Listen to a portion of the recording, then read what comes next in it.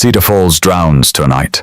Not the kind of rain that lashes down in fury, but a cold, steady drizzle, as if the sky itself holds back a sorrow too heavy to name. Water pools in potholes reflects the dim glow of street lamps like scattered coins on black velvet. The air tastes metallic sharp with October chill that bites through fabric and settles in bones. Ethan Hayes walks slowly through the familiar intersection after his late shift. The warehouse closed at 11 sent him home with aching shoulders and grease under his fingernails that no amount of scrubbing removes completely. His high-visibility jacket glows orange against the darkness, making his figure stand out against quiet streets that empty after 9. He's on his way home to the small house where his daughter Lily surely sleeps curled under her butterfly blanket, dreaming whatever 6-year-olds dream about. Princesses this week. Last week it was dinosaurs. She changes her favorite thing like other people change socks. His boots splash through puddles. Each step echoes off shuttered storefronts. The sound feels too loud in the emptiness, like he's disturbing something sacred about the night. Cedar Falls feels abandoned, like everyone else had the good sense to stay inside where it's warm and dry. Ethan doesn't mind rain. He's walked through worse. Walked through the night they told him Sarah didn't survive the surgery. Walked through the funeral where Lily asked why Mummy was sleeping in a box and wouldn't wake up. Walked through 3 years of putting one foot in front of the other because his daughter needed him to keep moving, keep breathing, keep being dad, even when everything inside him wanted to stop. But something at the corner makes him stop now. A girl huddles beneath the awning of Ray's laundromat, soaked to the bone. Her hair hangs in tangled clumps, dark auburn, turned almost black with water. A thin jacket clings to her like a second skin designer label, visible even from here, even in this light. She doesn't beg, doesn't cry, doesn't even look around for help. She just sits there in silence like someone far too used to being forgotten by the world. Her messenger bag clutches against her chest, arms wrapped around it, like it contains everything she owns. Maybe it does. Her shoulders shake slightly. Whether from cold or crying, Ethan can't tell from this distance. Ethan keeps his distance. He doesn't approach, doesn't invade her space. Years of raising a daughter taught him that sometimes people need room to breathe, need to know they can say no without consequence. But he calls out gently, his voice just loud enough to rise above the whisper of rain on pavement. "Hey, it's past midnight. You okay out here?" The girl looks up, startled. Her eyes go wide grey as storm clouds, not angry but guarded. The kind of guarded that comes from being hurt before, from learning that kindness usually comes with a price tag attached. She's young, maybe mid-20s, with a face that belongs in warmer places. Cafes, maybe. Art galleries. Anywhere but rain-soaked streets at midnight, looking like hope died somewhere between yesterday and today. "I'm fine," she snaps, voice sharp as broken glass. "Don't need saving." Ethan doesn't flinch. He's heard that tone before, that shield people throw up when kindness feels like weakness, when accepting help feels like admitting defeat. He just stands there, hands in pockets, non-threatening. His high-vis jacket makes him look like exactly what he is, working man on his way home. Not a threat, just someone who noticed. Not trying to save anyone, he says simply. Just figured nobody should sit in the rain when there's a perfectly good couch going to waste. Besides, my daughter taught me that helping isn't about deserving. It's about being human. The girl says nothing. Her gaze stays fixed on the dark stretch of street beyond, on something Ethan can't see. Ghosts, maybe. Futures she's running from. Water drips from her hair, runs down her face. Could be rain or could be tears. Hard to tell in this light, in this moment, suspended between rejection and acceptance. And then, without a word, she nods. Just once, barely perceptible, but Ethan sees it. Not because she trusts him, not quite. Not because she feels safe. but because sometimes a person just needs a place to breathe, even if only for a night. Sometimes cold gets so deep into your bones that pride becomes a luxury you can't afford. Sometimes you're so tired of running that even a stranger's couch sounds like salvation. They walk side by side through empty streets, not speaking. Ethan matches her pace, doesn't rush her, doesn't ask questions that would require answers she's not ready to give. The silence stretches between them, not comfortable exactly, but not uncomfortable either.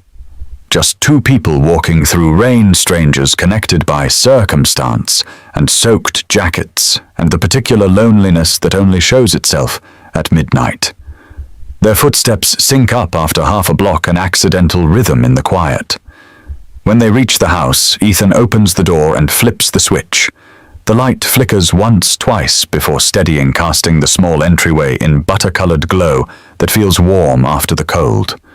The house smells like home, that particular combination of laundry detergent and old wood, and something Lily baked with Mrs. Brennan yesterday. Not fancy, but lived in. Real. The kind of smell that says people love each other here. Shoes off on the mat, he says softly, gesturing to the worn rug by the door, where his work boots already sit, caked with mud from the warehouse. Couch is yours tonight. There's a blanket in the cupboard beside the bookshelf. Blue one's the warmest. Bathroom's on the right. Water takes about 5 minutes to heat up, but it will eventually. Don't give up on it. She nods, fingers working at her shoelaces, struggling with wet knots that won't cooperate. Her hands shake slightly. Ethan turns away, gives her privacy moves to the kitchen. He fills a mug with hot water from the kettle he keeps running because Lily likes hot chocolate before bed. Can't afford tea, but warmth is warmth. Places it on the small table beside the couch, along with a handwritten note on the back of an old envelope, his handwriting slanting left like it always does. If you need to call someone, there's a landline on the wall. Please don't open the bedroom door with the butterfly sticker. My daughter's a light sleeper. She has nightmares sometimes. The girl Claire, though Ethan doesn't know her name yet, sits down slowly on the couch. The cushions sag under her weight, spring's probably gone, but it's soft enough. She wraps her hands around the cup, holding it like it's made of something precious, like warmth itself might shatter if she's not careful. The heat creeps slowly into her frozen fingers, spreads up her arms, loosens something tight in her chest that's been clenched for weeks. She reads the note once, twice, 3 times, stares at the butterfly sticker on the bedroom door, looks around this small house where a stranger just offered her shelter, with no questions, no judgment, no expectations.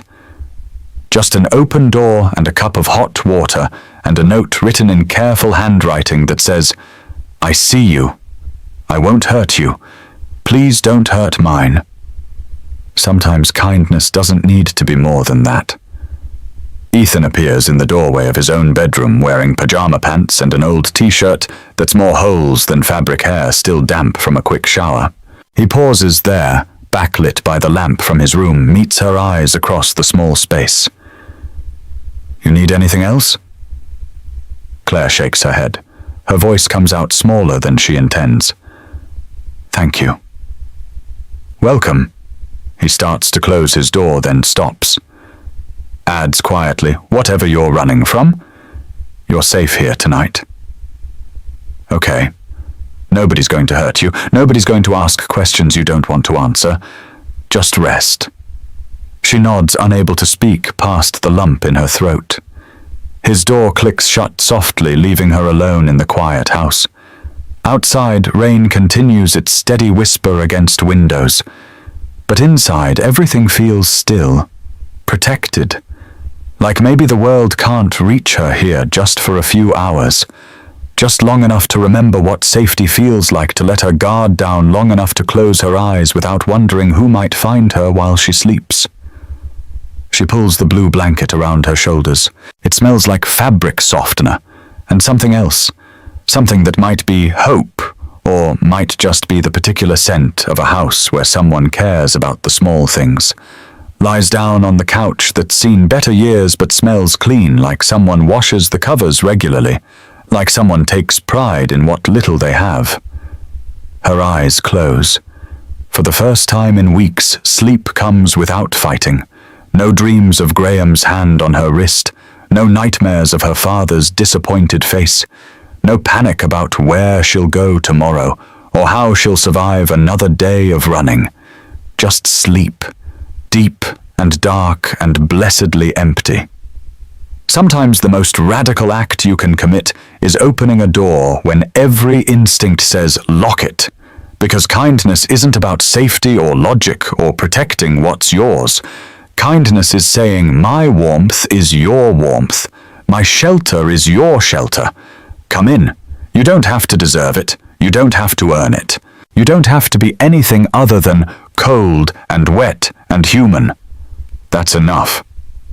That night, in a small house in Cedar Falls, two broken people find temporary shelter. One from rain. One from loneliness that's carved holes in his chest for 3 years. Neither knows yet how this moment will change everything. How one open door will become the beginning of something neither expected. How family isn't always the people you're born to, but sometimes the ones who see you drowning and throw out a line without asking why you jumped in the first place. Sometimes home finds you when you stop looking for it, when you're too tired to run and too broken to pretend you're okay. When all you have left is the truth of your own desperation and someone else's unexpected mercy. Sometimes that's exactly when everything changes. Before we continue, tell us, where in the world are you watching from? We love seeing how far our stories travel. Morning light filters through the curtains, gentle as a hand smoothing wrinkled sheets after restless sleep. The kind of light that doesn't demand, just offers. Soft yellow warmth spills across the worn couch where Claire lies, momentarily disorienting her. Her eyes open to an unfamiliar ceiling, water-stained in one corner where the roof probably leaks during heavy storms. A spiderweb catches light near the window. Delicate architecture most people would destroy without noticing. But everything here feels intentional somehow, even the imperfections. She sits up slowly, runs a hand through her tangled hair, winces at the knots. Her clothes dried stiff against her skin. Overnight uncomfortable, but better than soaked. The house around her creaks and settles, morning sounds of wood expanding in daylight, pipes gurgling as someone runs water. Everything unfamiliar, yet not frightening.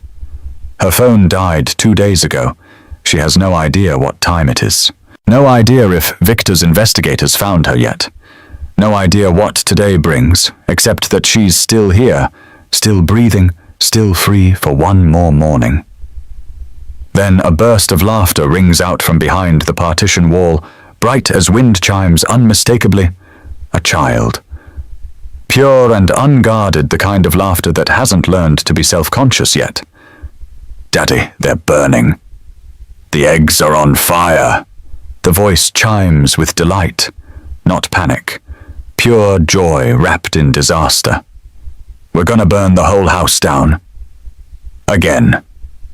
Claire stands, follows the sound through a narrow hallway barely wide enough for one person.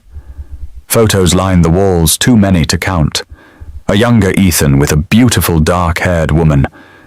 Baby in their arms. The woman pregnant. The three of them at a park. A hospital room. Birthday parties.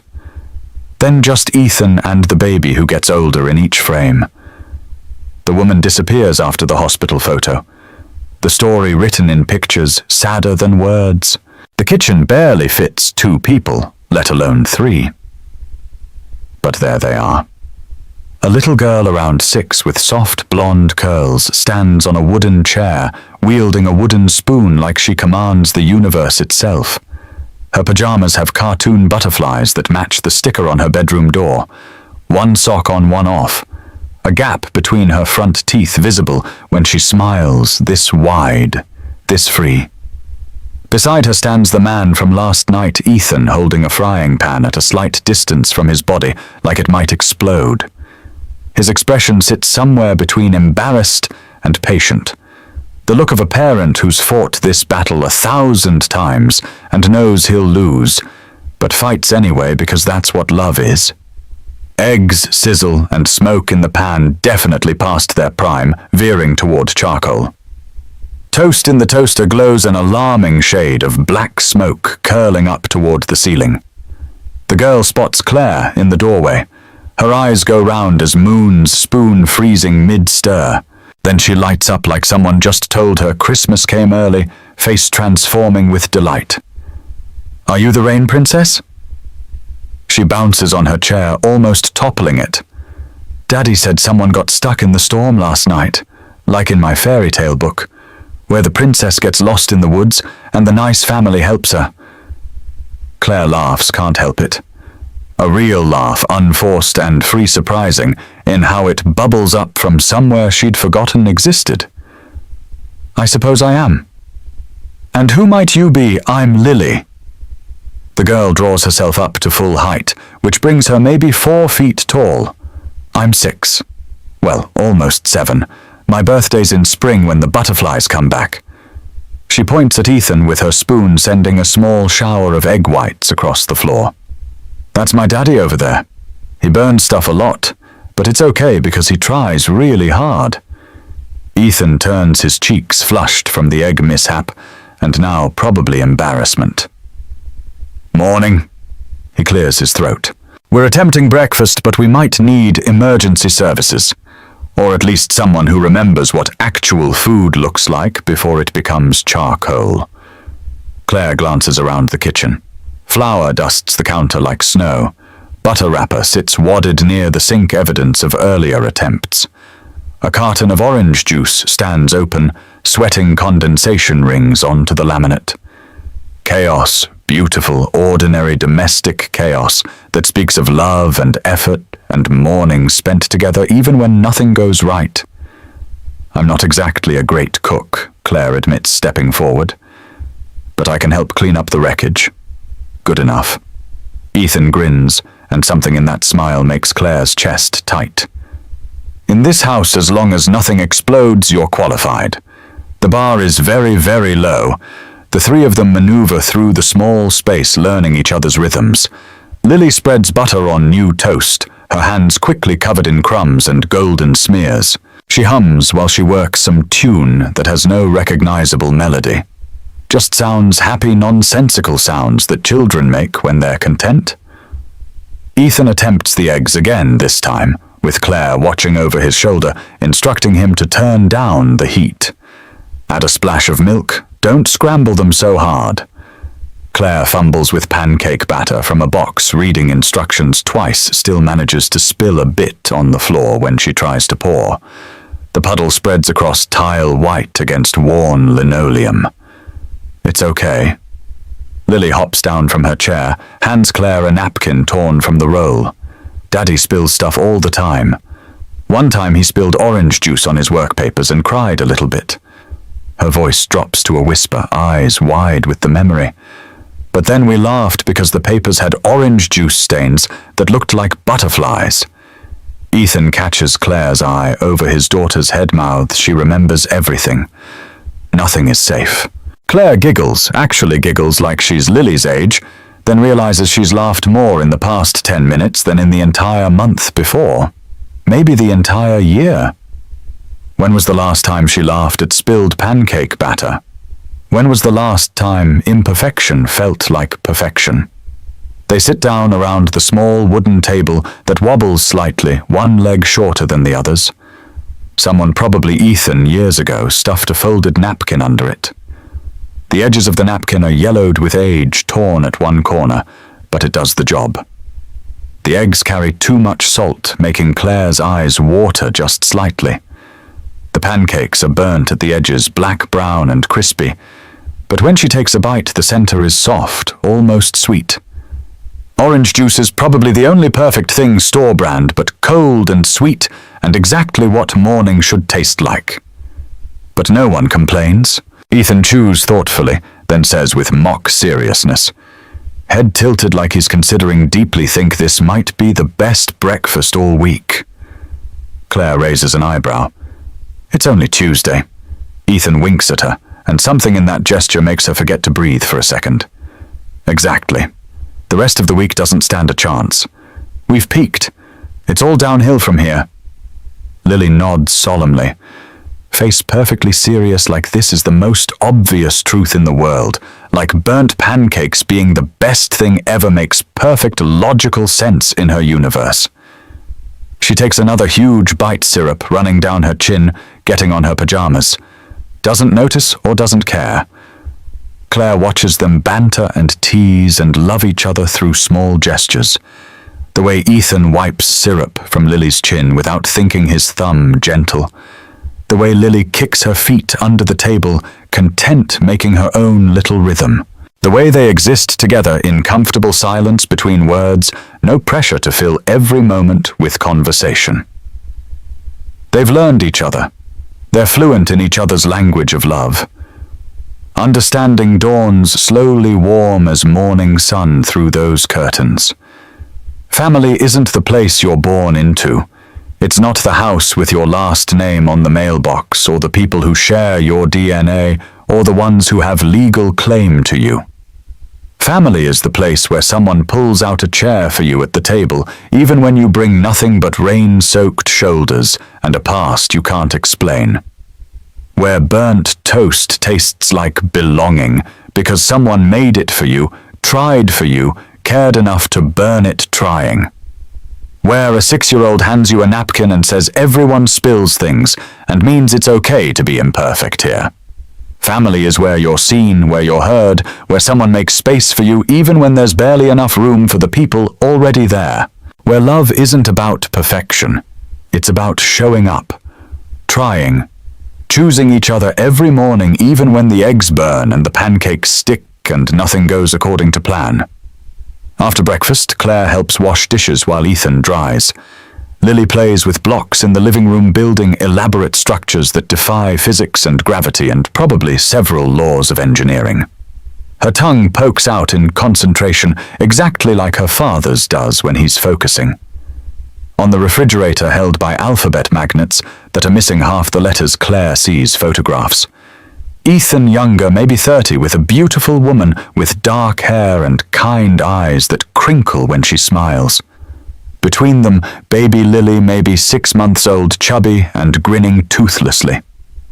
All three smiling at the camera like nothing bad could ever happen, like they've figured out the secret to happiness, and it's just this being together. Lily notices Claire looking. That's Mommy. She lives in heaven now. She doesn't look sad. Just matter of fact the way children accept truths they can't change, because what choice do they have? Daddy says she watches over us from the stars. Sometimes when it's really dark, I try to find her. But there's too many stars. I don't know which one she is. Claire's heart clenches so hard she has to grip the counter. She glances at Ethan, sees his hands pause in the dishwater jaw, tightens just slightly. A muscle jumps in his cheek. He doesn't turn around, doesn't acknowledge Lily's comment. Just continues scrubbing the same plate he's been scrubbing for 30 seconds now. The grief in that gesture, in that continued motion, in that refusal to meet anyone's eyes, says more than words ever could. After a moment, he speaks quietly. Voice rough. Lily, can you go get dressed? We need to leave for Mrs. Brennan's in 20 minutes. Remember, she's taking you to the park today. Okay, Daddy. Lily bounces off already, singing another made-up song about butterflies and rainstorms and princesses who wear pajamas. Ethan and Claire stand in silence. The kitchen feels smaller suddenly. Claire doesn't know what to say. What do you say to someone who's lost everything? What words exist that don't sound hollow? Finally, Claire says softly, I'm sorry. About your wife.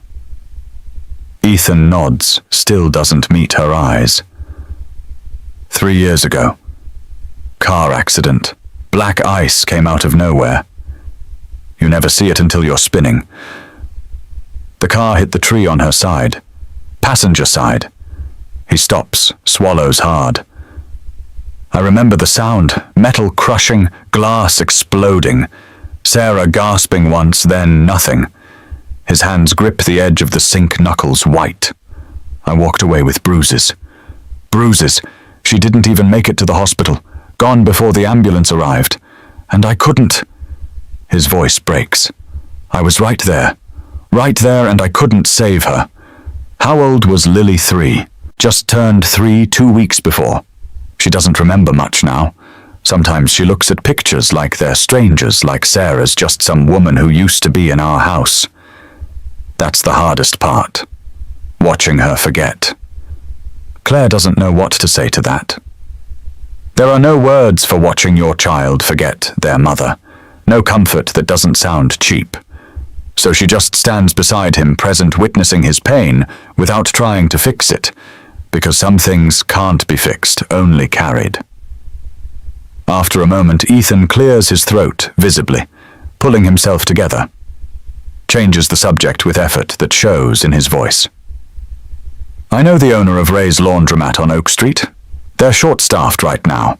Minimum wage and steam in your face all day, but if you want to give it a try, I can take you over. No pressure, just an option if you need one. Claire stares at him. She's not used to people offering her options. Her whole life has been dictates. You will attend this school. You will major in business. You will marry Graham. You will smile at the camera. You will be grateful. No one ever said, here's a door, you can open it or not, your choice, and I won't judge either way. She finds herself nodding, not trusting her voice. Okay.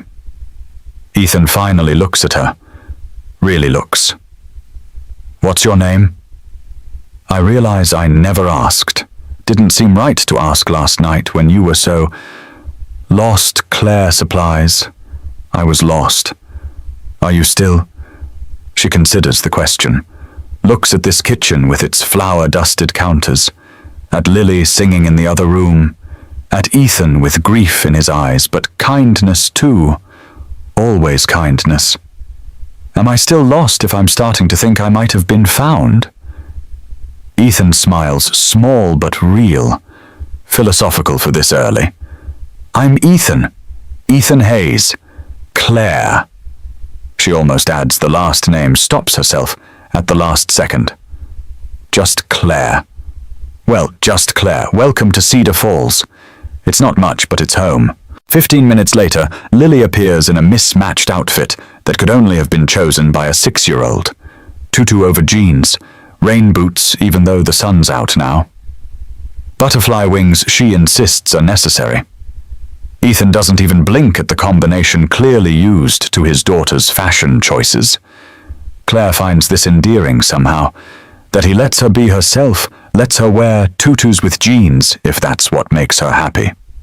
Lily throws herself at Claire's legs in a hug that nearly topples both of them. Force of small bodies and big feelings. Come back tonight, please, please, please. We can have burnt dinner too. It's usually worse than breakfast. Claire laughs, kneels down, finds herself smoothing Lily's wild curls without thinking. I'll come back. Promise. Lily studies her face like she's trying to memorize it, like adults have disappeared on her before, and she needs to make sure this one's real. You promise, not fake promise, because Tommy's mom promised to bring cookies and she didn't, and Tommy cried. Promise, Claire says, solemnly. Cross my heart. At the doorway, Ethan's eyes meet Claire's over his daughter's head. Unspoken understanding passes between them, charged and significant, and neither knows quite what to do with it. Something shifts in the air, subtle as breath, significant as earthquake. The house feels different. The morning feels different. They feel different. Neither knows that this moment, this burnt breakfast, this small kitchen will become the memory they look back on as the beginning. The exact moment when the before ended and the after began. When you can pinpoint exactly when your life changed direction, when you can say with certainty there, right there with syrup on the table and flour in the air and a 6-year-old in butterfly wings, That's when everything I thought I knew stopped being true. That's when everything I needed started becoming real. Sometimes it's not the grand gestures that change your life. Sometimes it's eggs with too much salt and a 6-year-old who says, "Come back." Sometimes it's a man who lost everything and still makes room at his table for a stranger. Sometimes family finds you in the last place you thought to look, wearing the last face you expected. Sometimes home is a small house with a crooked mailbox and a child in mismatched clothes and pancakes burnt perfect around the edges. Ray's laundromat sits on the corner of Oak and 5th, its painted sign peeling at the edges like old sunburn.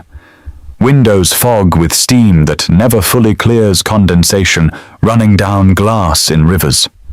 The scent of detergent hangs so thick in the air you can taste it on your tongue, chemical and floral at once, coating your throat.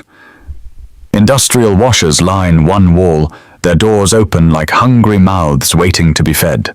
Dryers tumble constant rhythm white noise that becomes comforting after a while if you let it. Ray Chen stands behind the counter, weathered face, holding 70 years of stories in every wrinkle. His eyes carry kindness and shrewdness in equal measure, the look of someone who's seen everything twice and learned to tell truth from lies at a glance. When Ethan walks in with Claire, Ray looks up from sorting quarters into paper rolls, assesses the situation in seconds, with the kind of perception that comes from watching people really watching them your whole life. "You're a friend of Ethan's?" he asks Claire directly. No preamble, no judgment in his voice. Just question. Claire nods, not sure what else to say. Not sure how to explain that she met this man 12 hours ago. And somehow he's already more family than her father's been in years. Ray studies her for a long moment. Designer jeans under the dirt and rain damage. Expensive jacket despite the tears in the fabric. Hands too soft for manual labor nails that were recently manicured, though they're chipped now. But something in her eyes, that desperate edge, that hunted look, tells him everything he needs to know without asking. Running from something, needs a place to land, needs to disappear into work where nobody asks questions. He pulls an apron from under the counter. "Grab this. Start now. Pay is minimum wage cash at the end of each day. No paperwork if you don't want paperwork. You show up on time, work hard, we get along fine. You steal or cause trouble, you're gone. Clear, clear." Claire takes the apron, ties it around her waist with fingers that shake slightly. Ethan touches her shoulder briefly. "You'll do great. I'll come by after my shift." She nods, tries to smile. Feels it wobble on her face.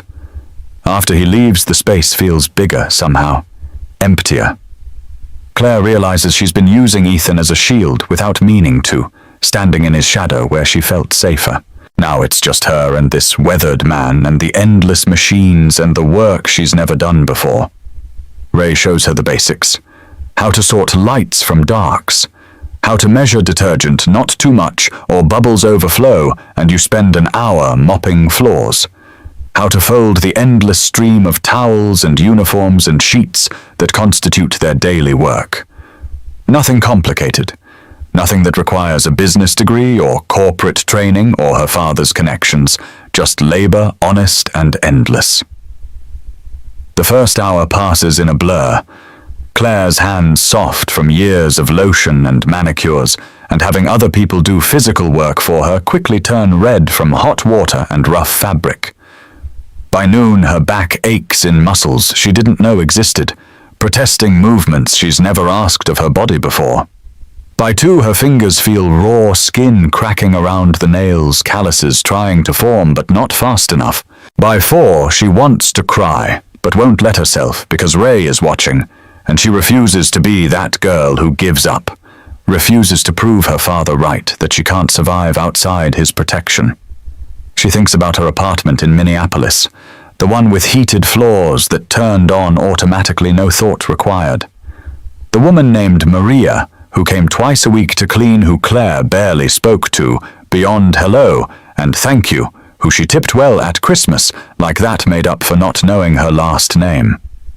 Her closet full of clothes worn once, then donated because what else do you do with things that no longer spark joy? Her life of comfort purchased by her father's money, cushioned by wealth she never earned, never questioned, never thought to refuse until it suffocated her. How easy everything was when the only thing she had to do was exist as Victor Whitman's daughter. Show up at events, smile at cameras, let her father make every decision. Let Graham's hand rest possessively on her waist. Let her life be written by other people while she just played the part. Memorized the lines, hit her marks. Around 3:30, Claire steps out back for air. The alley behind the laundromat smells like dumpsters and rain-soaked cardboard. Not pleasant, but real. The wind slips through a crack between buildings, dries the sweat-matted strands of hair clinging to her forehead. She sits on an overturned crate that's seen better days, unlaces her old shoes with fingers that don't want to cooperate anymore. These shoes are the only thing she kept from before. Designer sneakers that once cost more than Ray probably makes in a week, purchased without looking at the price because money was never real to her, just numbers on a screen her father controlled. Now they're nearly torn apart at the heel sole, separating from the body laces frayed. Her feet throb with each heartbeat.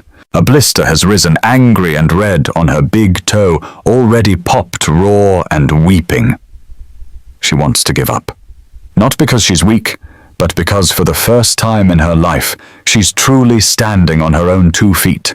No father's money, no arranged future, no safety net stretching beneath her in case she falls. Just her and her blistered hands, and the reality that freedom is heavier than she expected costs more than she imagined. Ray appears in the doorway. Doesn't say anything, just takes in the scene. Her unlaced shoes, her exhausted posture, her hands trembling slightly, even at rest. He nods once, understanding something she hasn't said, then goes back inside without comment. Not judgment, not pity, just acknowledgement that she's hurting, and that's allowed. That evening, Claire walks back to Ethan's house, each step agony. Her feet scream protest with every impact on pavement. But she keeps her promise. Returns for dinner. True to prediction, Ethan makes spaghetti that's slightly overcooked sauce from a jar, warmed up garlic bread that's more garlic than bread. But it's food made with care, served with love, eaten with laughter, as Lily tells elaborate stories about her day at the park, involving a frog named Frederick, who she's sure talked to her even though Mrs. Brennan says frogs don't talk. Normal. Everything so wonderfully, painfully normal. The kind of normal Claire's never had. Dinners at her father's house were catered affairs or silent restaurants where speaking felt like interruption. Graham never cooked, called it women's work even though he'd never say that publicly, saved his real opinions for private, where they couldn't hurt his image. This is what she ran toward.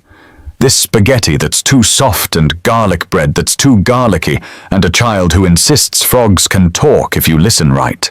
This is what freedom tastes like. That night, Claire sleeps on the couch again, Ethan insisting she stay until she finds something more permanent. But they both know she has nowhere else to go. No money for deposits, no references that don't lead back to her father. No past she can explain without revealing who she is. Just this couch, and this family, and this small house that keeps expanding to fit one more. The next morning when Claire steps onto the porch heading to Ray's, she sees them. Shoes. Bright white canvas shoes, simple and new, unbranded but clearly purchased recently. Her size. Exactly her size. She knows because she stands there staring at them. Brain not quite processing. Tucked inside the left shoe, a neatly folded slip of paper in soft, slanted handwriting that tilts left like it's leaning into itself. If you must walk, walk without pain. Claire stands frozen on the porch. The morning breeze whispers through the rafters overhead. Sparrows chirp quietly on the power lines, having their morning conversations. Somewhere down the street, someone starts a lawnmower engine, coughing to life.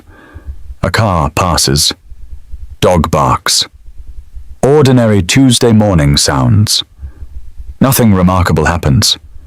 No music swells. No profound moment announces itself with trumpets and declarations. But Claire picks up those shoes with trembling hands, traces the note with her fingers, feeling the pen indent on certain words where he pushed harder. If you must walk, walk without pain. Reads it once, twice, 3 times, 4 times until the words blur because her eyes are filling and she can't quite breathe right. No one's ever paid attention to her feet before, not in her entire life. People noticed which designer shoes she wore to galas, which heels were this season's style, which brand signaled the right status. Her father's publicist had opinions on her footwear choices for events. Graham commented when she wore flats because it made her shorter than him, and he didn't like that. But no one ever noticed whether her steps hurt, whether she limped at the end of long events, whether blisters bled into expensive stockings, whether pain was the price of looking right. Ethan noticed. This man she's known for 48 hours noticed her pain and did something about it. Quietly, without announcement. Just left shoes on the porch like it was nothing. Like kindness was as simple as breathing, like seeing someone hurt, and easing that hurt was just what you do. Basic human decency that shouldn't require recognition or praise. Claire sits down right there on the porch step. New shoes in her lap, and cries, not sad tears, not tears of grief or loss or fear, grateful tears, overwhelmed tears, the kind that come when you've been cold so long you forgot what warmth feels like, and then someone wraps a blanket around your shoulders and you remember. You remember what it means to be seen, to be cared for, to matter to someone without having to earn it or deserve it or pay for it with pieces of yourself you'll never get back. She puts on the shoes. They fit perfectly. The fabric breathes. The sole cushions. Her blister gets room to heal instead of rubbing raw against worn leather. Such a small thing, a pair of cheap canvas shoes from the discount store. But they feel like the most expensive gift she's ever received because they came from someone who saw her, really saw her, and chose to ease her pain without asking for anything in return. Inside the kitchen, Ethan watches from the window, sees her crying, wants to go out, ask if she's okay. But something tells him to stay, to let her have this moment. He doesn't know her full story yet. Doesn't know about Victor Whitman or arranged marriages or penthouses in Minneapolis. Doesn't know she's been running from a life that looked perfect from outside, but felt like prison from within. He just knows she needed shoes, that her feet hurt yesterday, that she tried to hide it, but he saw her limping, saw her wince when she thought no one was looking. So he went to the discount store on his break, found shoes in her size, left them on the porch. Simple math. Problem and solution. Nothing more complicated than that. But to Claire, it's everything. She walks to Ray's that morning wearing those white shoes. Each step doesn't hurt. The blister on her toe gets room to breathe and heal. The ache in her heels eases because the support is better, the cushioning adequate. Such a small change. A pair of shoes. But sometimes small changes make all the difference between surviving and actually living. At the laundromat, Ray notices immediately. New shoes. Claire nods, can't quite speak yet, without crying again. Ray smiles, knows without asking who gave them to her. That boy's got a good heart. Lost his wife, could have turned bitter. Didn't. Stayed kind. That's rare. You hold on to people like that when you find them. I just met him. Doesn't matter. Some people you know immediately. Some connections don't need time to prove themselves true. Ray goes back to sorting laundry. You'll see. The day passes easier somehow. Still hard work. Still hot and exhausting and endless. But Claire's feet don't scream. She can focus on the task instead of the pain. discovers there's something meditative about it when you let yourself sink in. Something honest about washing and folding and making things clean. Something that feels like progress, like accomplishment, like maybe she's good at something that doesn't require her father's name or Graham's approval. A homeless man comes in around 2 dragging a garbage bag of laundry. Daniel Ray calls him, says it casual like they're friends. Daniel counts out coins carefully. Quarters, mostly a few dimes, 2 nickels he apologizes for. Exact change for 1 wash, 1 dry. 75 cents. He sits in the corner, waiting, eyes down, making himself small, like he's used to being invisible, used to taking up as little space as possible. Claire watches him. Sees herself 2 nights ago. Invisible. Desperate. Trying not to be seen because being seen means being vulnerable, means being hurt. When Daniel's clothes finish, she folds them carefully. As carefully as she once folded cashmere sweaters in her temperature-controlled bedroom. As carefully as these items deserve, because everyone deserves to have their things treated with dignity. She finds a scrap of clean ribbon Ray keeps for alterations, ties the stack together like a gift.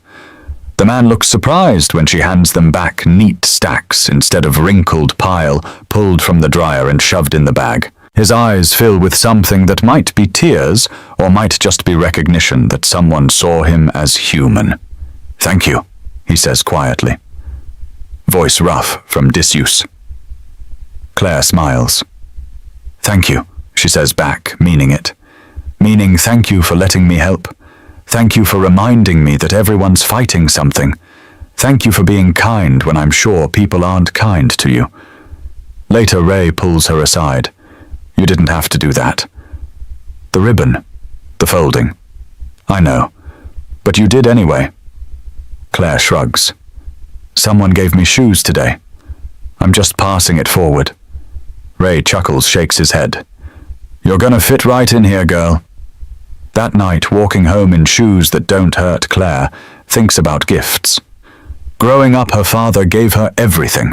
Cars on her 16th birthday, jewelry for every occasion, credit cards without limits, a penthouse apartment when she turned 21. But none of it felt like gifts. They felt like obligations, strings attached to every present, expectations woven into every gesture.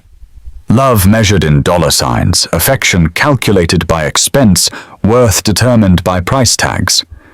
These shoes cost maybe $20, probably less. But they're the first gift that felt like gift.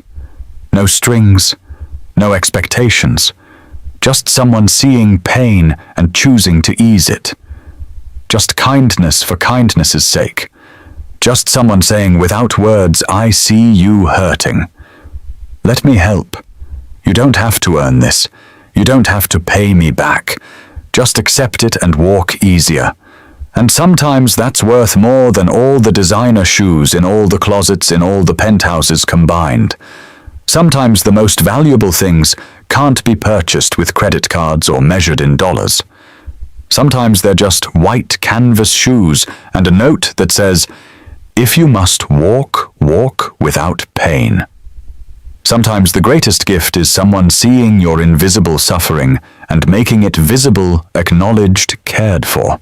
Sometimes home is wherever someone notices you're limping and does something about it without making you ask.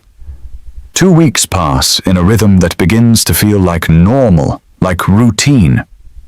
Like maybe this could be a life instead of just borrowed time. Claire wakes on the couch before dawn, folds her blanket with military precision, starts coffee that fills the house with warmth and bitter comfort.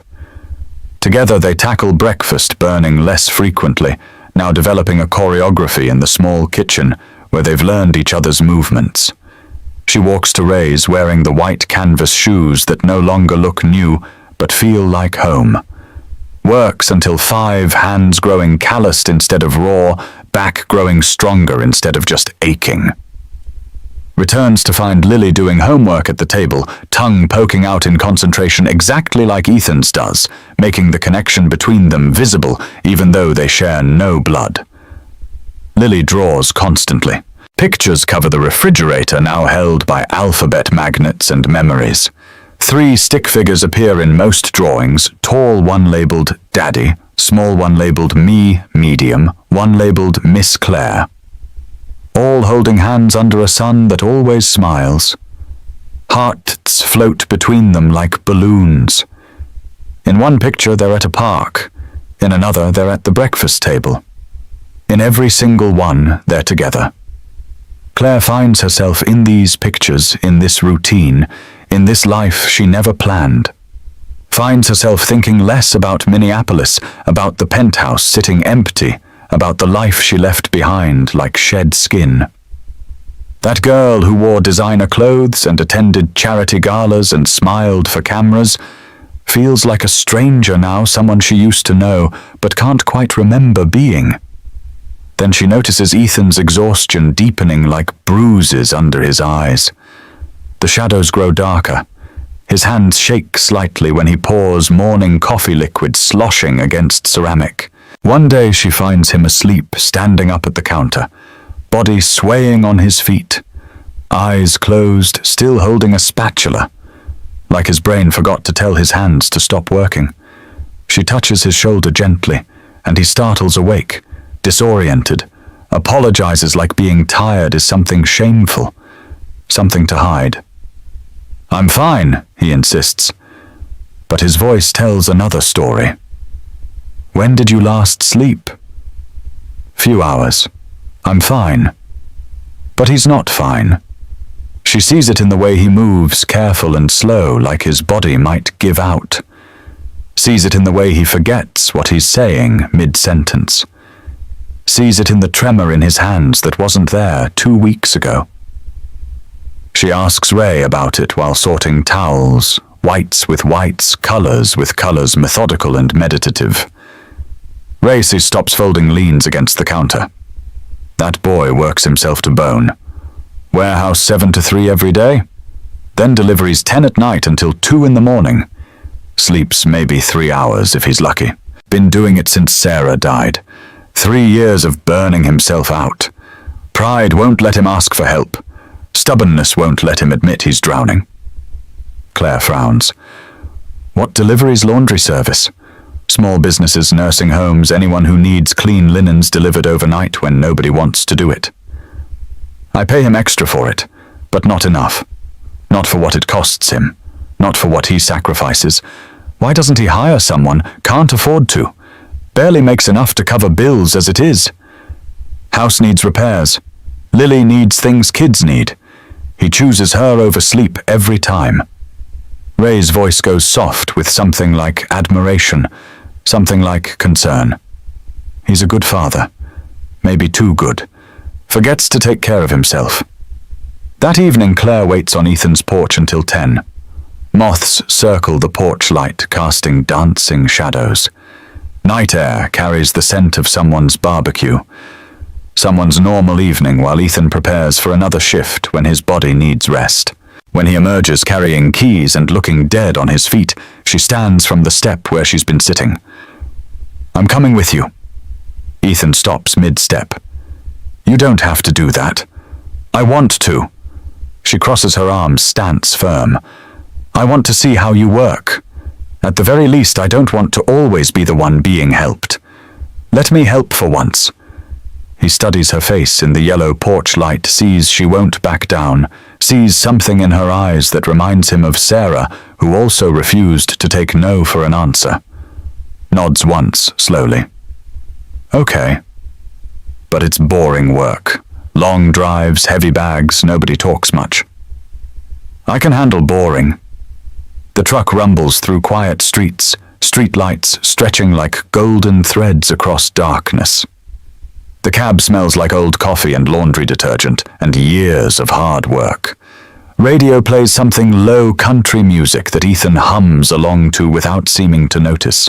They stop at a few homes, drop off clean linens, knock softly on doors that don't open, move on. No one shows their faces, but sometimes behind curtains, eyes peek out, then gently close again. People who need clean things but can't afford to show themselves. People who pay what they can when they can, and Ray doesn't ask questions because some things matter more than profit. Between stops, they talk. Real conversation, not small talk. The kind that happens in the dark when defenses are down and tiredness makes truth easier than lies. "How long have you been doing this?" Claire asks. Watching streetlights blur past her window.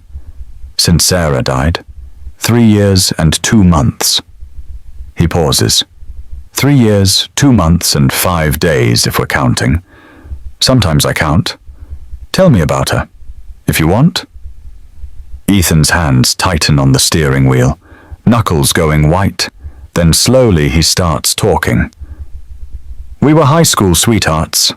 Cliché, right? But true. Met sophomore year. She was in art class, painting something abstract and beautiful that I didn't understand. I asked her to explain it, and she talked for 20 minutes straight. I didn't understand a word, but I loved watching her face when she talked about color and meaning and emotion." He smiles, small and sad. "She wanted to be an art teacher. We were going to save up, send her to school after I got through mine. Then Lily came along. Surprise, baby. We were 27, thought we had time. Turns out life has other plans." He glances at Claire. "But we were happy. Poor but happy. Never seemed to matter that we didn't have much. We had each other. We had our girl. That was enough." His voice drops lower, rougher. "We were driving home from her parents' house, late November, right before Thanksgiving. Highway 9. Black ice came out of nowhere. You never see it until you're spinning. You never have time to react. The car hit the tree on her side. Passenger side.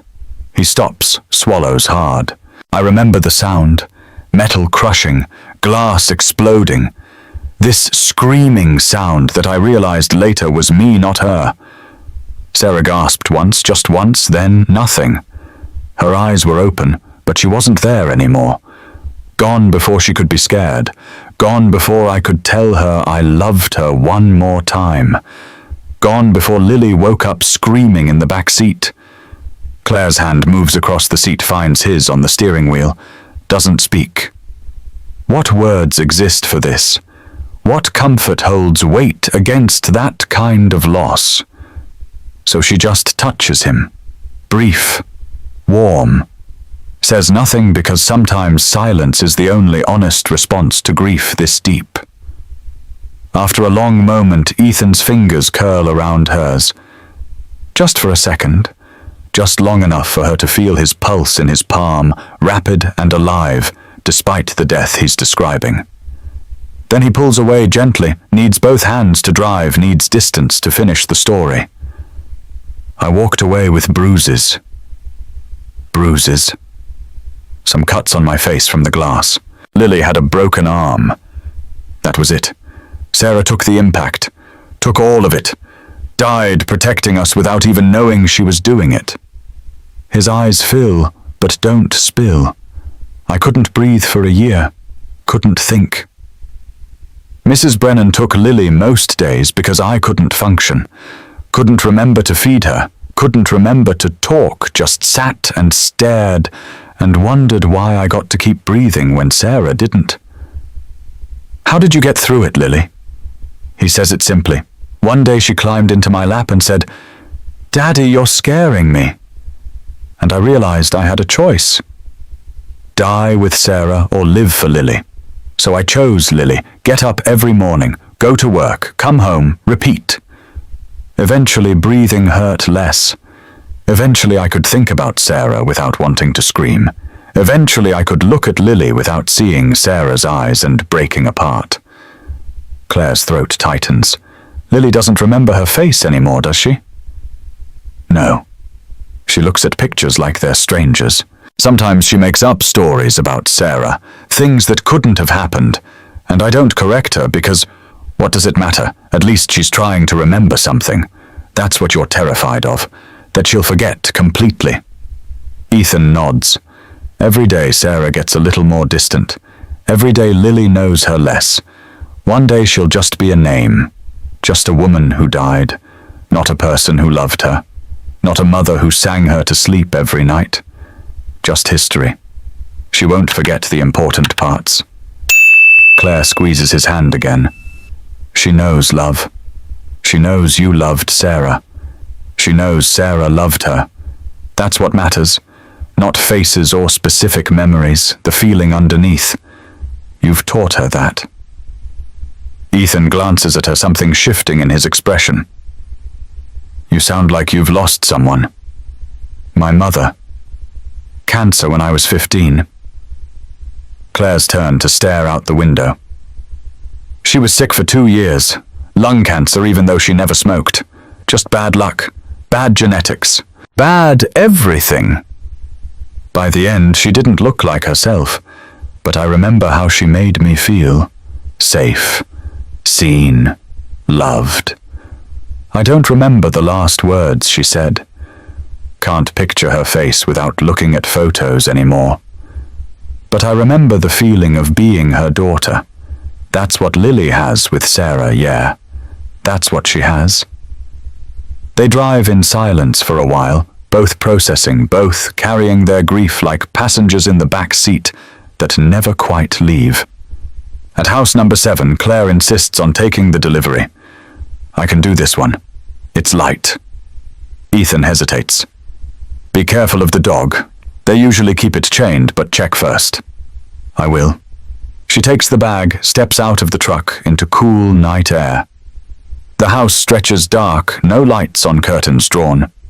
She places the bag carefully on the doorstep, straightening the edges so it looks neat, trying to do this job well, because it matters to Ethan, which means it matters to her now.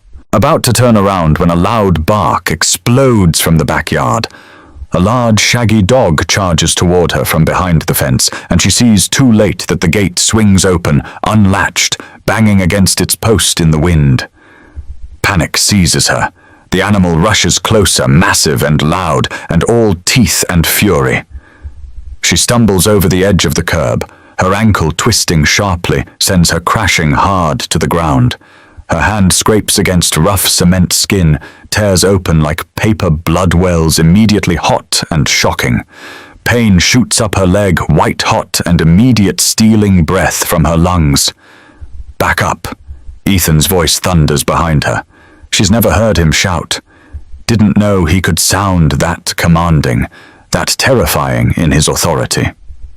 The dog halts just before reaching her, confused by the power in his voice, then turns back into the yard as if it had simply been doing its job, checking for intruders, finding none. But Ethan's already at her side, dropping to his knees on the cold pavement. His face drains of color, going pale in the streetlight, eyes wide with something beyond fear. Terror. Pure, undiluted terror. His hands reach for her shoulders, trembling like leaves in a storm. Are you okay? She forces herself upright, swallowing the sharp ache in her ankle that pulses with each heartbeat. It's fine. Just scraped up. Ethan doesn't answer.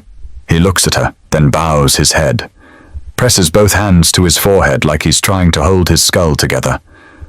Breathes hard like he's just run a marathon, like he's just witnessed something catastrophic, like the world just ended and somehow started again. I told you to wait in the truck, he murmurs, finally. Voice hoarse and broken. I thought I could handle it. He doesn't yell, doesn't scold. But when he turns away to check the gate, making sure it's secure, she sees his shoulders shake. Sees him fighting something bigger than anger. His terror isn't from annoyance, it's from fear. Deep, bone-shaking fear. Fear she'd gotten hurt. Fear something worse could have happened. Fear that he'd watched someone he cared about get hurt and couldn't stop it. Again. No one's ever yelled at me because they were scared I'd get hurt, Claire says quietly, still sitting on the wet grass, ankle throbbing. Ethan turns back to her, his gaze softened, but still carrying that fear. I wasn't yelling. You were. In your way.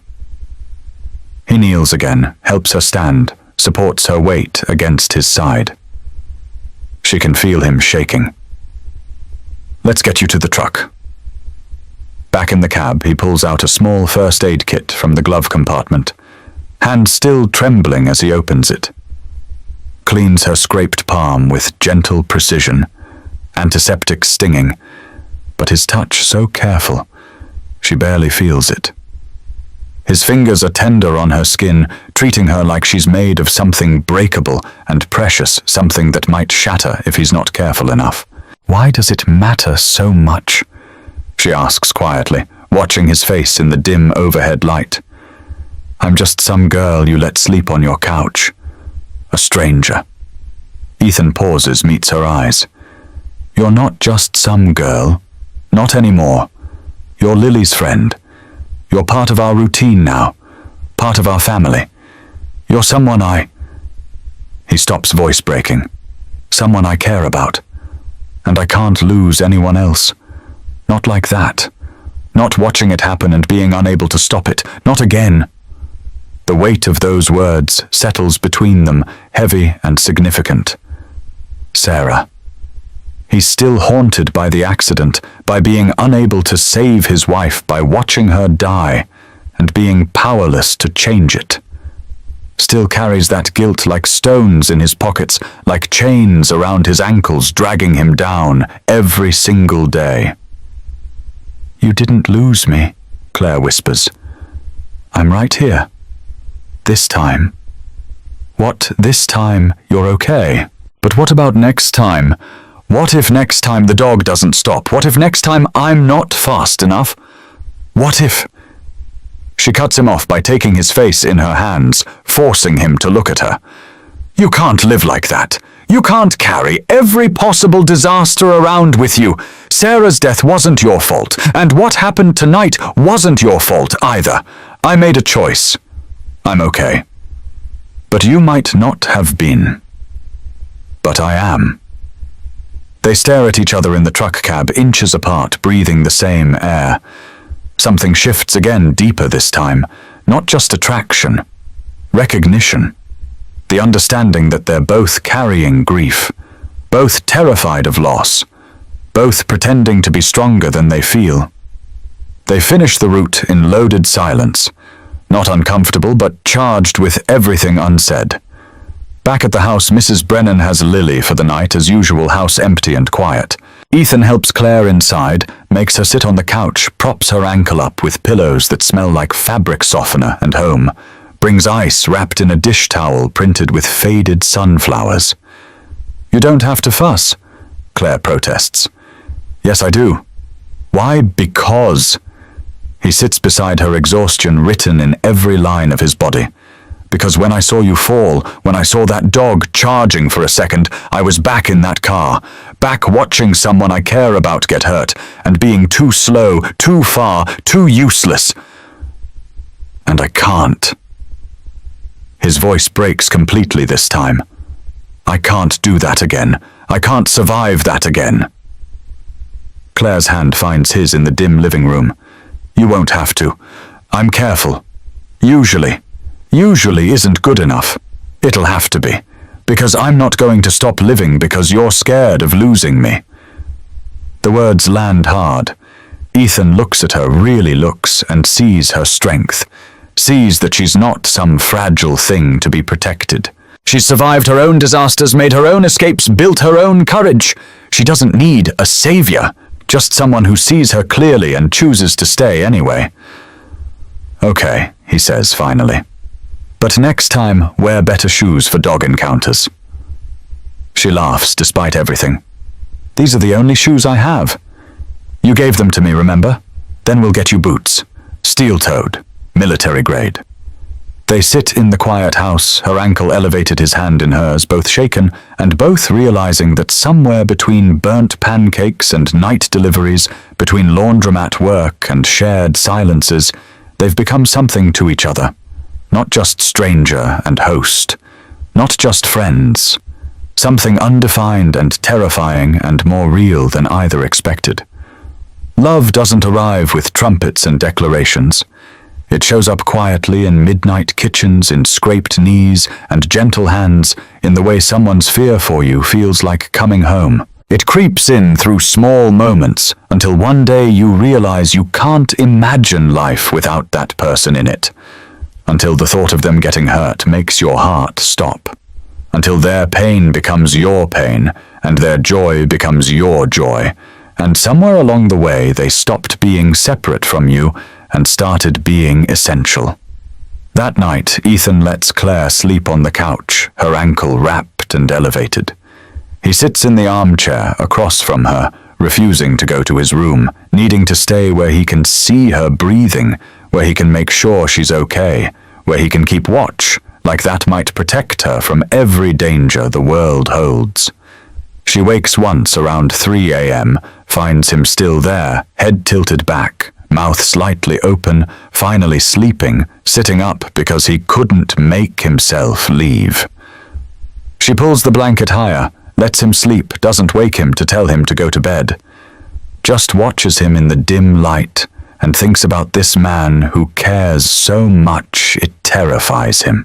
This man who's lost everything and still opens his door to strangers. This man who works himself to exhaustion to give his daughter everything she needs. This man she's falling for without meaning to, without permission, without any plan for what comes next. And maybe that's okay. Maybe love doesn't need a plan. Maybe it just needs this two broken people choosing to be less broken together.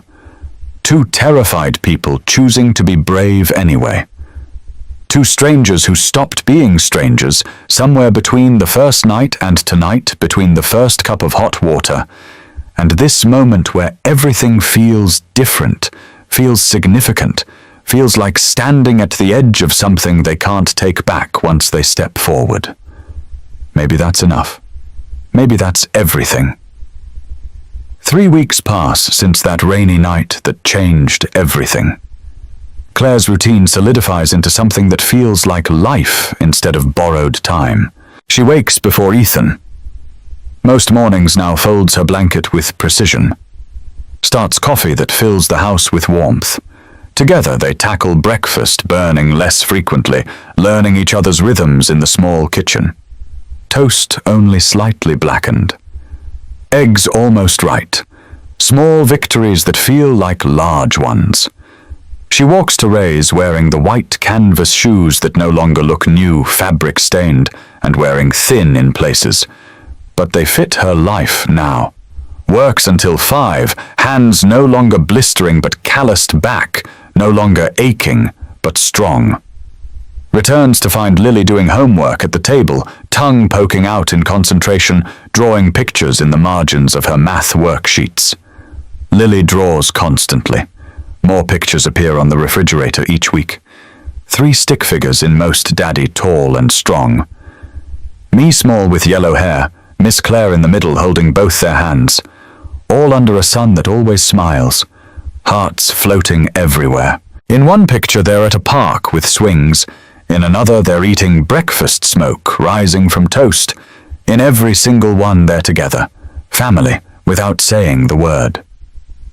One evening Lily shows Ethan her latest masterpiece while Claire washes dishes. The 3 of them at a house that looks like this house. Flowers growing in a garden. They don't have a dog that doesn't exist yet. Is Miss Claire gonna stay forever and ever?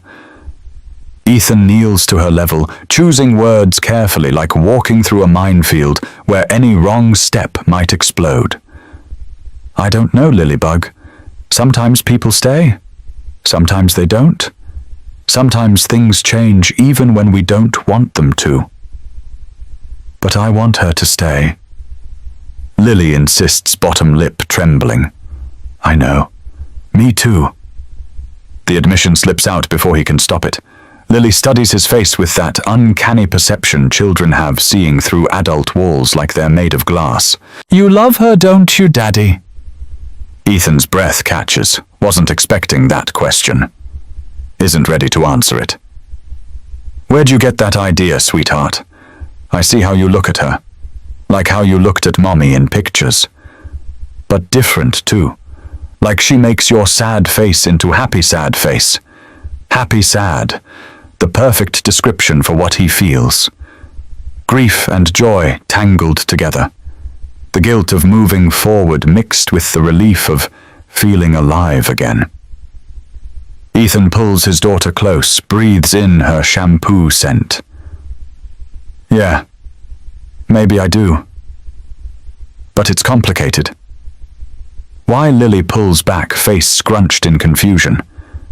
You love her. She loves you. I love both of you. That's not complicated. That's just family.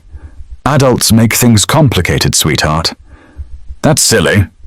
Yeah, Ethan smiles despite himself. It really is.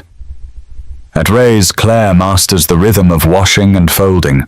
Her hands no longer blister calluses forming thick and earned. She knows regular customers now, their preferences, their stories. Mrs. Patterson likes her towels folded in thirds edges perfectly aligned. Mr. Kim needs his uniform starched, crisp, military sharp. Daniel comes twice a week now, saving quarters in a jar he keeps in his cart. Always counts exact change. Claire still ties his clothes with ribbon. Ray pretends not to notice, still treats him like he matters because he does, everyone does. Ray watches her work with approval, leaning against the counter during slow afternoon hours. You're good at this. Claire laughs, sorting whites from colors by touch now, not even looking. I don't think folding laundry is a natural talent anyone aspires to. Not the folding, the caring. You treat every piece like it belongs to someone important. Because to you it does. Everyone is important. See, Ray grins. Natural. Can't teach that. Either you see people or you don't. You see them. One Tuesday afternoon, sorting through a bag from an unfamiliar customer whose name she doesn't recognize on the tag, Claire's hands touch something that isn't fabric. Hard. Cold. Metal catching light. She pulls it out slowly, breath stopping in her chest. The sapphire necklace. Her mother's necklace. The only thing she has left of Caroline Whitman, who died when Claire was 15, who spent her last months making Claire promise things she's only now beginning to understand. Don't let anyone turn you into something you're not. Not even your father. Especially not your father. The teardrop-shaped gem catches afternoon light streaming through the steamy windows, sends blue sparkles dancing across white walls like tiny galaxies. Crystal clear, white gold setting so fine it looks like it could melt against your skin. Claire's hands shake as she holds it. This piece of her mother, this tiny connection to the woman who gave her life and tried to give her freedom, but died before she could finish teaching Claire how to use it. She thought she'd hidden it deep in her messenger bag, lining wrapped in an old t-shirt, tucked where no one would find it.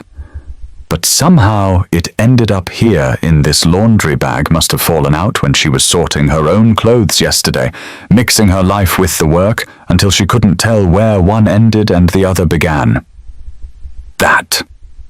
Ray's voice comes from behind, making her jump, nearly dropping the necklace. That isn't something a homeless person usually carries. Claire turns slowly. Guilty child caught with forbidden treasure. Ray stands there, eyes locked on the necklace, then lifting to meet hers. His expression holds no anger, just stillness, and the unmistakable sense that something important just shifted, just changed, just revealed itself. You're right, Claire. Exhales softly, defeated. It's not. Ray waits. Doesn't push, doesn't demand. Just stands present, giving her space to speak or not speak. To confess or not confess, her choice, like everything should be, but so rarely is. I am Claire Whitman, she says finally, her eyes no longer meeting his. Daughter of Victor Whitman, CEO of Whitman Technologies. You've probably heard of him.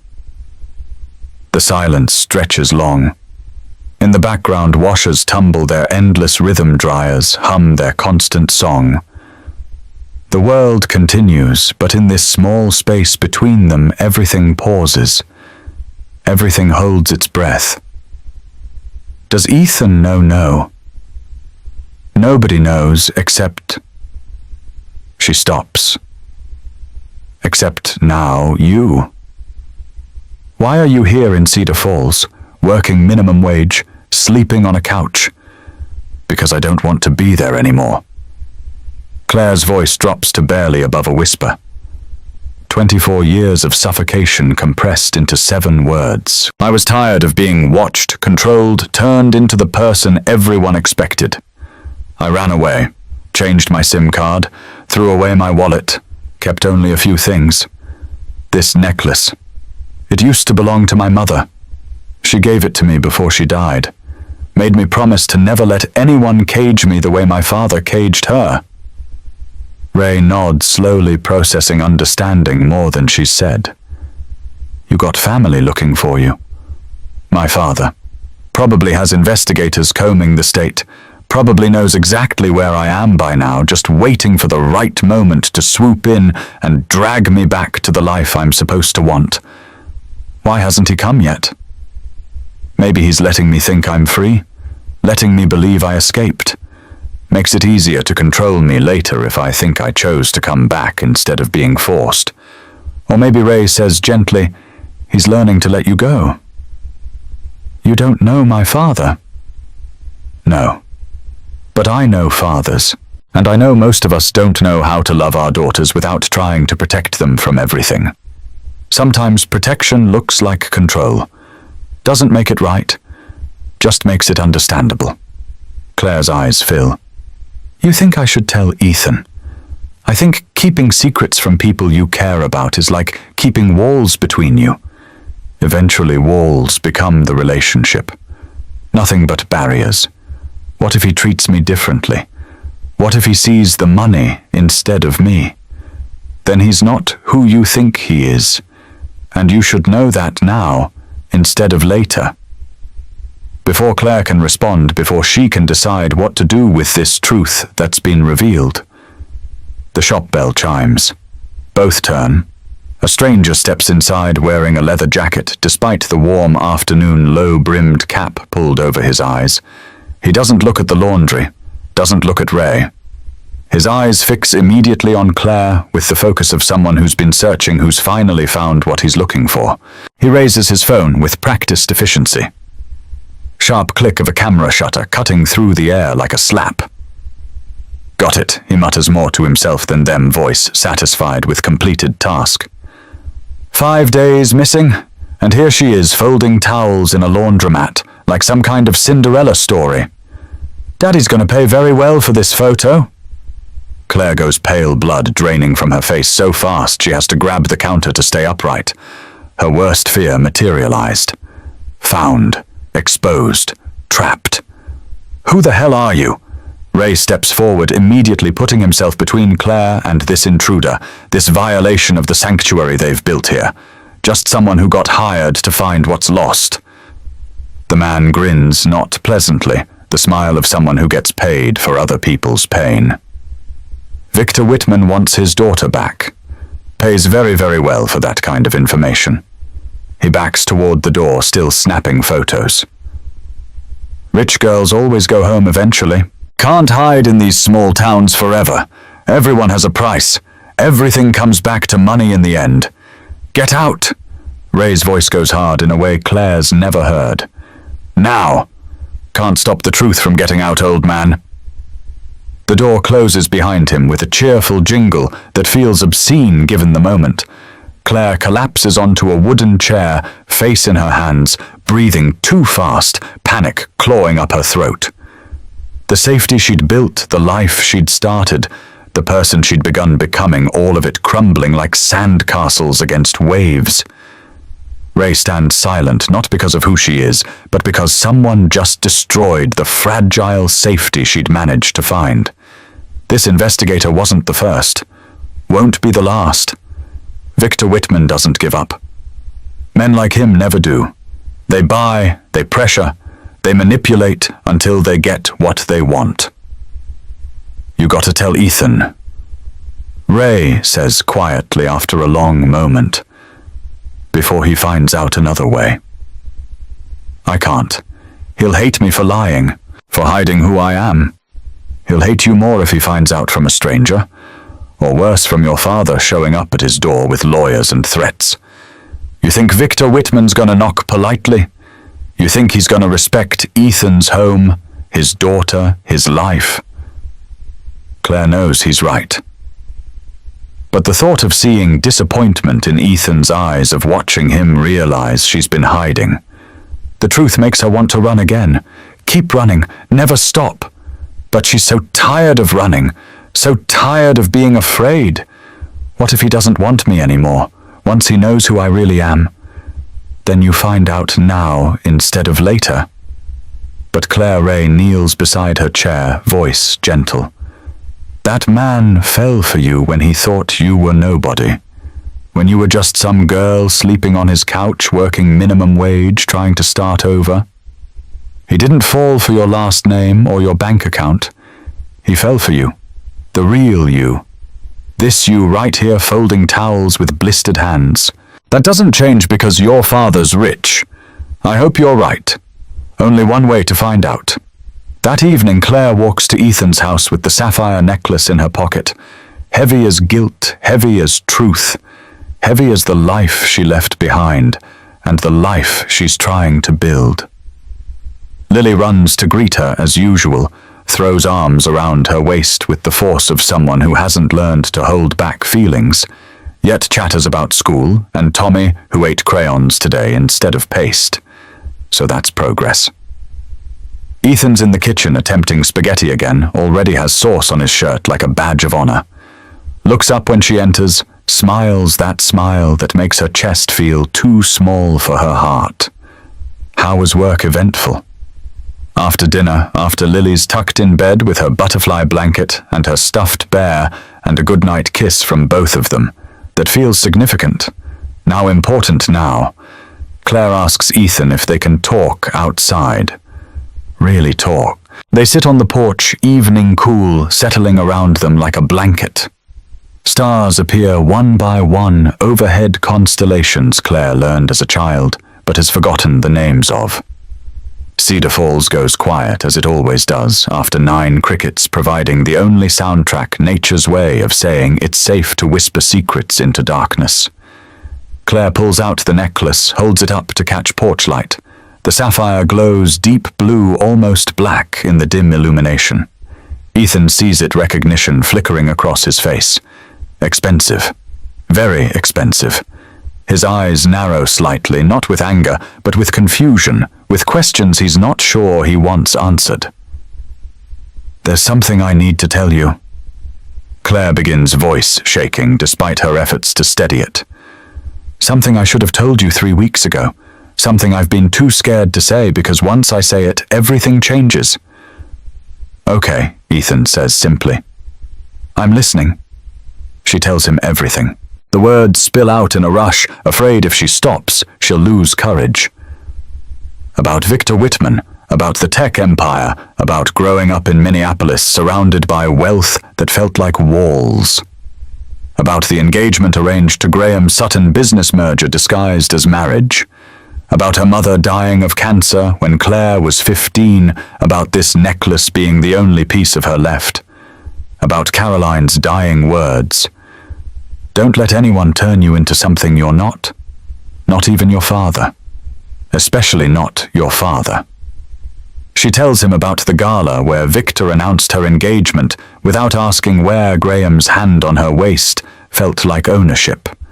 About running away that same night, throwing herself into poverty and anonymity and this small town because she'd rather have nothing and be herself than have everything and be someone else's puppet. She tells him about the investigator, about the photos, about Victor knowing where she is coming for her soon, about everything being about to fall apart. When she finishes, silence settles heavy as storm clouds. Ethan sits perfectly still, face neutral, processing. Claire can't read his expression, can't tell if he's angry or hurt or disgusted or what. The not knowing feels worse than any reaction. Finally, he speaks, voice quiet and careful. You lied to me. I didn't lie exactly. Claire tries to defend. I just didn't tell you. Holding something back is still a kind of lie. His words echo what he said that first night about honesty, about trust being the foundation everything else stands on. I know. I'm sorry. I was afraid if you knew who I was, you'd see me differently. You'd see Whitman money instead of Claire. Everyone always does. You should have trusted me to make that choice. I know. She's crying now, can't stop the tears. I was selfish. I was scared. I wanted to be seen as just me for once in my life. Just Claire, who folds laundry and burns toast and doesn't have to be anything other than human. Ethan stands, walks to the porch railing, grips it with both hands, stares out at the dark street. There's an investigator who took photos today, he says after a long moment. Your father knows where you are. Probably. He'll come for you. Yes, with lawyers and money and power. I can't fight. Yes. Ethan turns back, and now she can see his expression. Hurt. Betrayal. But also something else. Understanding, maybe. Or at least trying to understand. I don't care about your money, Claire. I don't care that your father's some tech billionaire. I don't care that you grew up in penthouses and went to fancy schools and probably never used a laundromat until 3 weeks ago. Then what do you care about the lying, the hiding? Because it means you didn't trust me, didn't trust us. Thought I was like everyone else who'd see you as a bank account instead of a person. Weren't you? She challenges, sudden anger replacing guilt. Wasn't I right? Look at your face right now. Everything's different. I'm different to you now. No, Ethan says firmly.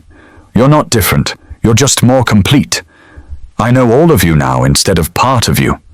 That's not worse. That's better, even if it hurts that you didn't tell me sooner.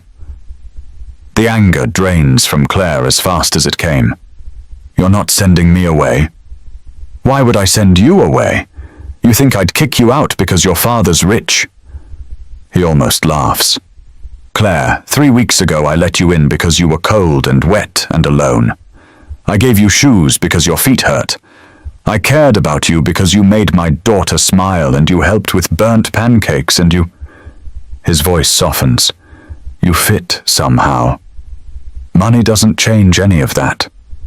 But now you know. Now everything's different. The only thing that's different is I understand why you ran. And honestly, he sits back down beside her. I'm glad you did. I'm glad you chose this life over that one. I'm glad you walked away from people who didn't see you. I'm glad you ended up on my doorstep that night, even though my father's coming, even though everything's about to get complicated, especially because of that, because it means you're choosing to stay, not because you have nowhere else to go, because you want to be here. There's going to be pressure, Claire warns. Legal threats, maybe. Investigators. Media attention. My father's ruthless when he doesn't get his way. Then we'll deal with ruthless. You don't understand. Victor Whitman destroys people who get in his way. He has lawyers, money connections. He could make your life miserable. Ethan meets her eyes steadily. No fear in them, just resolve. Let him try. I've been through worse. I buried my wife. I raised my daughter alone through the hardest years. Your father doesn't scare me. He pauses, voice dropping. But losing you does. The admission hangs between them, more significant than anything else said tonight. They've danced around feelings for weeks, both afraid to name what's building. But now it's out there, honest and raw and undeniable. Ethan cares, more than he should, more than is safe. Enough that the thought of her leaving, of her being taken back to Minneapolis, makes his chest feel like it's being crushed. Claire steps closer, searching his face in the porch light. What if I have to go back? What if I can't stay? Then we'll figure that out too. together. He takes her hand. Whatever happens, whatever your father does, you're not alone anymore. Got that? You don't have to fight this by yourself. Together. Claire repeats, testing the word like it's foreign language. She's never had together before. Always been alone, even in crowds, even surrounded by people. Ethan's hand tightens on hers. Whatever happens next, we face it side by side. They stay like that for a while, hands linked, watching stars emerge in force above Cedar Falls. Neither knows what tomorrow brings. Neither knows that in 3 days Victor Whitman will arrive with lawyers and threats and everything he thinks matters. Neither knows the battle that's coming, the pressure that will try to tear them apart, the choice Claire will have to make between two worlds that can't coexist. But right now, in this moment, they have each other. They have truth between them. They have this porch and this quiet night, and the understanding that they're in this together now, whatever this is, whatever it becomes. And sometimes that's enough to face whatever storms gather on the horizon. Sometimes love isn't about being ready. It's about choosing to stay even when leaving would be easier. It's about trust built slowly through burnt pancakes and folded laundry and scraped knees, and finally, through truth told when lying would have been simpler. Sometimes home is wherever someone knows your name, your truth, your worst secrets, and says, "Okay, I see all of you now, and I'm still here. I'm not going anywhere. We'll face whatever comes. Together." Morning brings heavy clouds that threaten rain, but haven't committed yet. Sky bruised purple and grey like fading injuries. Ethan makes coffee while Claire sits at the table, both existing in the new reality, where truth lives between them instead of secrets. The air feels different somehow. Lighter maybe. Or heavier. Hard to tell which. Lily bounces in wearing mismatched socks and yesterday's tutu over her school clothes, oblivious to adult complications. "Is Miss Claire staying forever now?" she asks, pouring cereal with more enthusiasm than accuracy. Cheerios scatter across the table like tiny life preservers, bouncing and rolling. Ethan and Claire exchange glances. "We're working on it, Lilybug." "Good. Emma's mummy said you can't have two mums, but I told her that's dumb." Her face scrunches with indignation. "You can have as many people who love you as want to." "That's what I said." Out of the mouths of children. Sometimes the clearest wisdom comes from those who haven't learned to complicate things yet, who see the world in simple truths that adults have forgotten. After Lily leaves for school, Mrs. Brennan arriving to walk her down the street like she does every morning. Ethan turns to Claire. "You can't go to Ray's today. What? Why?" "If there's one investigator, there'll be more. They know where you work. They'll be watching, taking more photos, building a case for your father." So I hide. Claire's voice hardens. I run again. Just for a few days, until we figure out next steps, until we know what we're dealing with. Claire bristles at the idea of hiding at, retreating at, giving her father this power over her movements. But she knows Ethan's right. Going to Ray's means exposing herself, means making it easy for Victor's investigators to document her every move to build whatever narrative Victor wants to build about his poor lost daughter living in poverty. Instead, she helps Ethan with household tasks, cleaning and organizing this small space that's become her sanctuary. She finds old photo albums in a closet, can't resist looking through them even though she knows it's invasive, knows she's seeing into moments she wasn't part of. Sarah's face smiles from every page, young and vibrant and alive. Wedding photos where she and Ethan look impossibly young, barely adults playing dress-up. Pregnancy photos where she glows with that particular radiance. Hospital photos with newborn Lily, both parents exhausted and euphoric. Birthday parties, park trips, ordinary moments captured and preserved. Claire doesn't feel jealous, just sad. Sad for Ethan's loss. sad for Lily, who'll never remember these moments except through photographs. Sad that love can be so complete and still not enough to keep someone breathing. Sad that life is fragile and arbitrary and sometimes takes the best people for no reason at all. Ethan finds her crying over a picture of Sarah holding newborn Lily in a hospital bed, both glowing with that post-birth exhaustion and overwhelming joy. The kind of moment that feels eternal when you're in it, that you can't imagine ever forgetting except time proves otherwise. He sits beside her on the floor, doesn't take the album away. "She's beautiful," Claire says, tracing Sarah's face with her finger. "She was." "I'm not trying to replace her. Claire needs him to understand this. I know I can't. I know she's Lily's real mom." "I know." Ethan stops her with a hand on her arm. "I know you're not trying to replace her, and you couldn't if you tried. Sarah was Sarah. You're you. Different people. Different roles in my life. Both important. Both—" He struggles for words. "Both necessary somehow." They spend the afternoon talking. Really talking in a way they haven't had time for yet.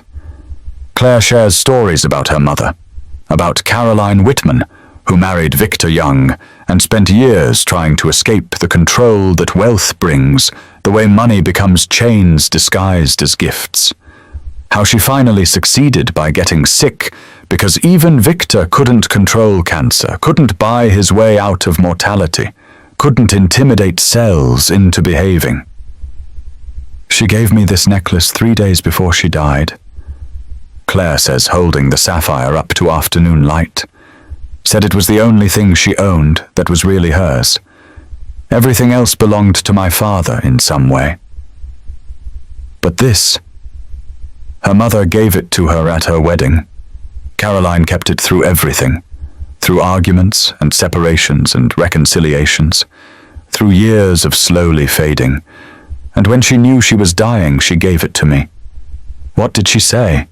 Claire's eyes fill. She said, "Don't let anyone turn you into something you're not even your father, especially not your father. Promise me you'll run if you have to. Promise me you'll choose yourself." And you kept that promise. Took me 9 years, but yeah, I finally kept it. Your mum sounds amazing. She was, but she was also sad. I think she regretted not leaving sooner, not taking me away from Victor before I got too old to escape easily. She stayed because of money security fear. All the reasons people stay in cages with open doors. And by the time she found courage, it was too late. Cancer doesn't care about timing. Is that why you ran, because you saw your future partially? Claire traces the necklace chain with her finger, but also because I saw myself becoming her. Sad and trapped and full of regrets. I saw Graham Sutton standing at an altar 5 years from now, saw decades of business dinners and fake smiles, and slowly forgetting who I was under all the expectations. I couldn't become my mother's regret. Couldn't let her last gift to me be wasted. Ethan understands. Sometimes staying feels like slow death. Sometimes the bravest thing you can do is leave, even when it costs everything. Even when people call you selfish or ungrateful or crazy. Sometimes saving yourself is the only option left. That evening after Lily's asleep, Ethan makes a decision. Pack a bag. Just essentials. Why Claire looks up from the couch where she's been reading one of Lily's picture books, somehow finding them more comforting than anything written for adults. Because if your father's coming, I'd rather not be here when he arrives. I'd rather have time to think, to plan, to prepare. There's a cabin outside town. Belonged to Sarah's parents. They moved to Florida 2 years ago, said I could use it whenever. It's quiet. Private. We can go there for a few days. Figure things out away from investigators and pressure. You want to hide me. I want to protect you. There's a difference. Claire studies his face, sees the determination there, the fierce protectiveness. realizes he's not doing this out of pity or obligation. He's doing it because she's become part of his family, and he protects his family. Has to. Failed to protect Sarah won't fail again. Okay, she agrees. But Lily... Mrs. Brennan will take her. She's done it before when I've had overnight work. Lily loves staying there, thinks it's an adventure. Mrs. Brennan spoils her rotten with cookies and lets her stay up past bedtime. They leave before dawn, truck loaded with supplies.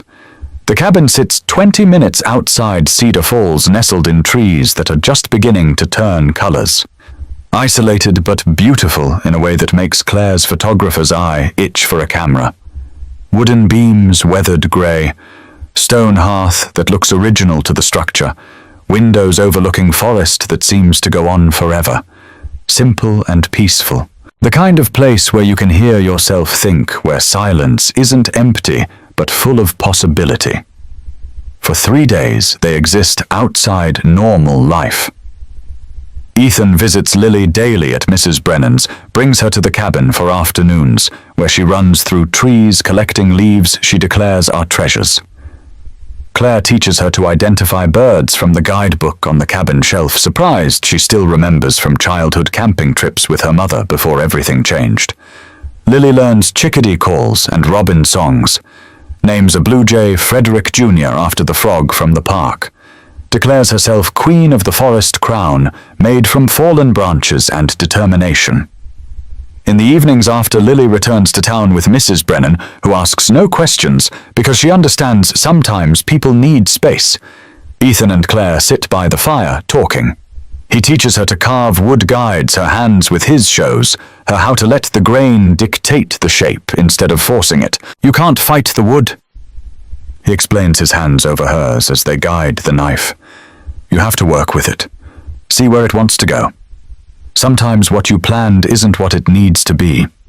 Claire's terrible at it, makes lopsided attempts at butterflies that look more like blobs with wings, but they laugh at her failures, and that matters more than success.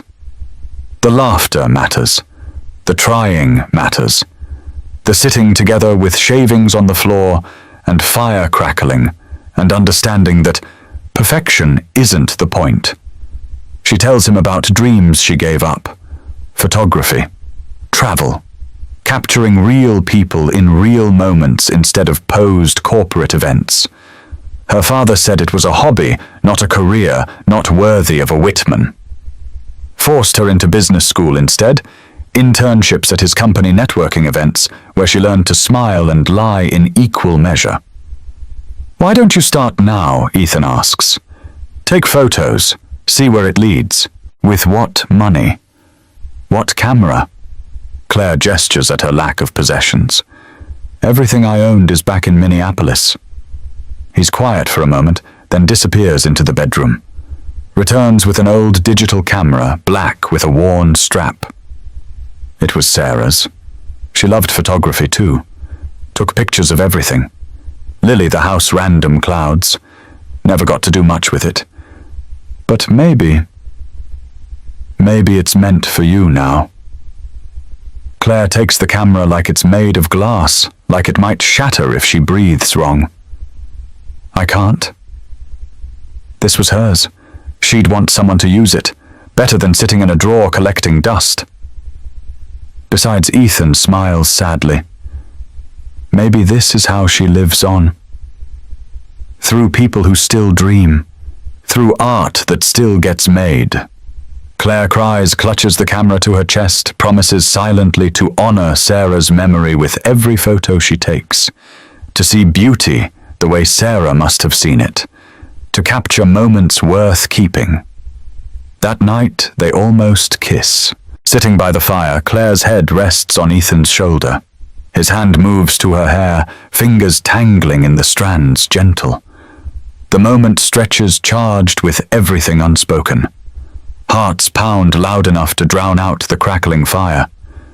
They turn toward each other slowly, faces inches apart, breath mingling in the space between. But they don't close the distance. Not yet. Ethan whispers, voice rough. Not until we know we can keep it. Claire agrees. It's not rejection. It's respect. Respect for what they're building, for the complications ahead, for the need to be sure before crossing lines they can't uncross. Because when they kiss, when they finally give in to this pull between them, they both know it'll mean something. It'll change everything. And they're not ready for everything to change yet. They need to deal with Victor first. Need to know they have a chance before they risk their hearts completely. On the third day, Lily visits with Mrs. Brennan for lunch. They eat sandwiches on the porch, sun finally breaking through clouds in brilliant streaks. Lily chatters about school, about Tommy, who finally stopped eating crayons and moved on to eating erasers, which Mrs. Patterson says is progress of some kind. She shows them her latest drawing. 3 people in the cabin, fire, glowing orange hearts everywhere. "Are you guys getting married?" she asks with perfect childhood directness. No filter, no awareness that this question is complicated. Lily Ethan's voice holds embarrassed warning. "What?" It's a good question. She looks between them with those 2 wise eyes. "My friend Emma's mommy and daddy got married, and then they all lived together forever and ever. Don't you want to live together forever?" "Marriage is complicated, sweetheart," Claire tries to explain. Why Lily's face scrunches in genuine confusion. "You love Daddy. He loves you. I love both of you. That's not complicated. That's just family." Ethan and Claire exchange looks over her blonde curls. Out of the mouths of children indeed. How do you explain adult fears to someone who hasn't learned to be afraid yet? How do you tell a 6-year-old that loving someone and building a life with them requires more than just love? Requires timing and readiness and dealing with fathers who own technology companies and arranged engagements that need breaking. Because Claire tries, sometimes grown-ups worry about things that don't make sense when you say them out loud. Like what? Like whether we'll make each other happy long term, whether we're ready, whether the timing is right. But you make each other happy now. Lily's logic is irrefutable. And Mommy used to say she drops her voice like sharing a secret perfect doesn't exist anyway. She said you just love people even when they're messy. She did say that Ethan confirms quietly, throat tight with grief that never fully goes away. Just becomes background noise you learn to live with. So stop waiting for perfect. Lily declares back to her normal volume. Just be together. That's what I think. After Mrs. Brennan takes Lily back to town, Ethan and Claire sit in loaded silence on the porch. Lily's words hang in the air between them like smoke you can see but can't quite touch. "She's not wrong," Claire finally says. "No. But she's also 6. She doesn't understand complicated. Maybe complicated is just an excuse adults use when we're scared." Ethan turns to her afternoon sun catching in his eyes. "Are you scared?" "Terrified." "You same." He takes her hand. "But you know what scares me more? Letting fear decide. Letting your father win by running forever. Letting this us slip away because it's not convenient or easy or simple. When this is over, when we deal with your father, when things settle..." Ethan pauses. "I want to do this right. I want to court you properly. Take you on dates. Let Lily get used to seeing us together in that way. Build something real and solid that can weather whatever comes." When this is over, Claire repeats, testing the words. "So, we're fighting. We're fighting." They shake hands like sealing a business deal, both laughing at the absurdity of it. But underneath the humor lies truth. They've made a decision. Whatever comes, they face it together. No more running, no more hiding. Time to stand up to Victor Whitman and every fear that's kept them playing it safe. The next morning they pack up the cabin. Time to go home. Time to face whatever's waiting. Time to choose the hard path because it's the right one, because Lily deserves parents who fight for their happiness, because Sarah would want Ethan to live again, because Caroline would want Claire to be free. As they drive back to Cedar Falls, Claire photographs the landscape through the truck window. Sarah's camera feels right in her hands, like it's been waiting for her. Trees blur past leaves just starting to turn. Fields stretch golden toward horizons she can't see yet. Sky vast and uncertain and full of possibility. Each photo captures a moment of borrowed time of peace before the storm of beauty before the battle. She doesn't know if they'll survive what comes next. Doesn't know if Victor will tear them apart or if they'll find a way through. But she knows this, she's not facing it alone anymore. She has Ethan. She has Lily. She has Ray and Mrs. Brennan and a community that saw her as human before they knew her last name. Sometimes love makes you bet everything on maybe. Sometimes the bravest thing you can do is hold your heart steady when every instinct screams to let it break now before the world breaks it for you. But love doesn't work that way. Love makes you hope even when hope feels dangerous. Love makes you fight even when fighting feels impossible. The truck pulls into Cedar Falls as afternoon fades to evening. Streetlights flicker on one by one like stars falling to earth. The small house stands exactly as they left it. Crooked mailbox and chipped paint and porch light burning. But parked in front, sleek and black and ominous as a hearse, sits an expensive car. Two men in suits stand at the gate, like sentinels, like guards, like the end of something that was never quite allowed to begin. And between them, tall with silver hair and a face carved from stone and power and decades of getting exactly what he wants, stands Victor Whitman. Ethan's hands tighten on the steering wheel, knuckles going white. "You ready?" Claire looks at her father standing in front of Ethan's house at the life she ran from trying to reclaim her, at everything she feared facing. Then looks at Ethan beside her at Lily's drawings, still taped to the dashboard at this small truck that smells like home and possibility, and the future she's choosing. "Yeah," she says, voice steady despite her racing heart. "I'm ready."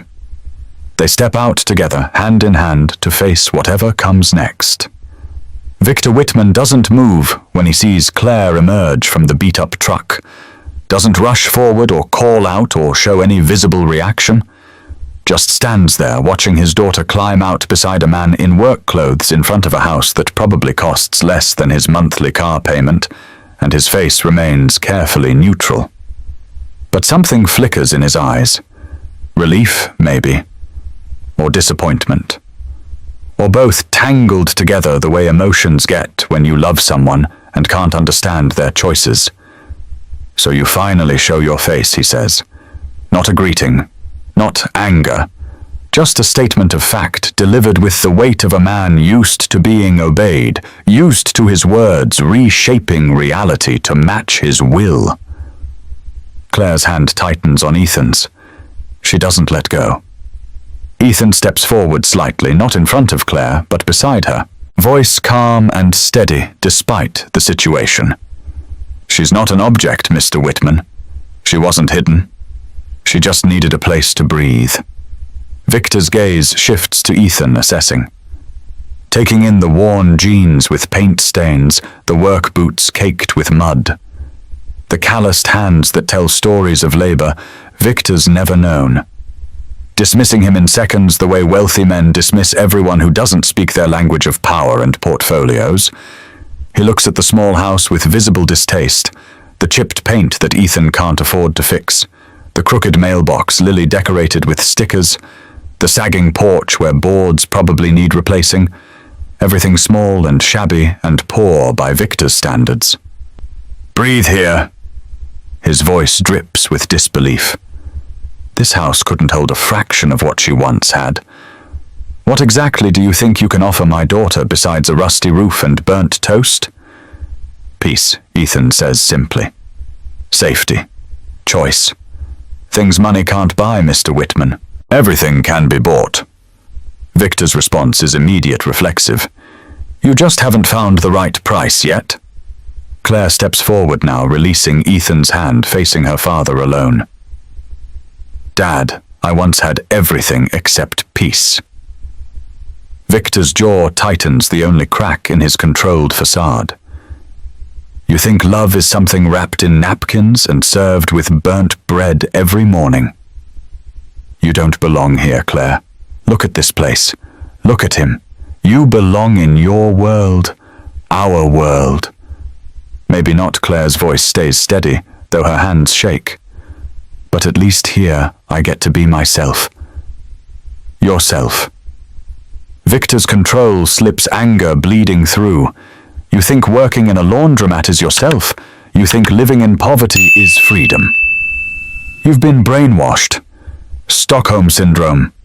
You're confused. I'm clearer than I've ever been. Victor turns his attention back to Ethan, voice going cold and calculating. What do you want? Money. I'll write you a check right now. Name your price. Leave my daughter alone. Ethan doesn't flinch, doesn't react, just holds Victor's stare. I don't want your money, Mr. Whitman, and your daughter makes her own choices about who she spends time with. Everyone has a price. Not everyone. The standoff stretches. The two men in suits shift uncomfortably, clearly not paid enough to be part of this family drama. Neighbors start peeking through curtains, sensing something significant happening on their quiet street. Victor changes tactics, softening his voice slightly. Claire, honey, come home. Your room is ready. Your things are exactly where you left them. We'll talk about this. Get you help. Therapy, maybe. Whatever you need to get through this episode. Claire's anger flares. This isn't a breakdown, Dad. This is me choosing a life that doesn't feel like a prison. But Victor's not listening already, moving to the next strategy. The car is waiting. People have seen you here. Photos are circulating. Tabloids are already writing stories. Graham's family is threatening to pull out of the merger completely. Do you understand what you've done? Do you understand what this costs? Not just you, right? Claire's voice hardens. It's about the business. Always the business. The merger isn't just about me. Victor snaps, finally showing real anger. It's about 400 employees whose jobs depend on this deal. Board members who've trusted me for decades. Shareholders. Your choice affects more than just your happiness, Claire. It affects real people with real families. So my life doesn't matter as much as a business deal. My happiness is less important than profit margins. That's not what I said. But it's what you mean. It's always what you mean. Victor takes a breath, visibly composing himself, pulling the control back like a cloak. When he speaks again, his voice cracks slightly despite his efforts. He turns away, shoulders tight with tension. Do you think I enjoyed controlling you? Do you think I wanted to be the villain in your story? His hands clench into fists at his sides. I built everything for you, Claire.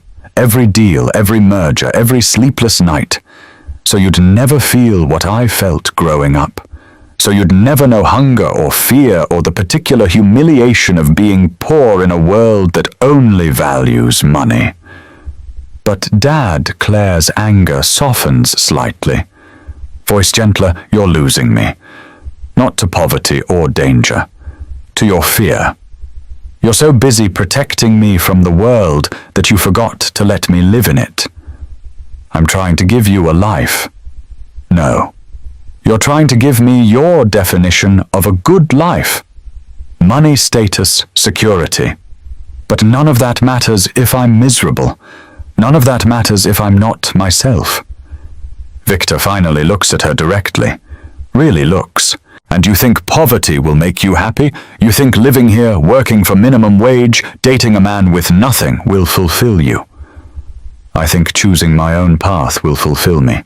Even if that path is harder, even if I fail, at least it'll be my failure, not your arranged success.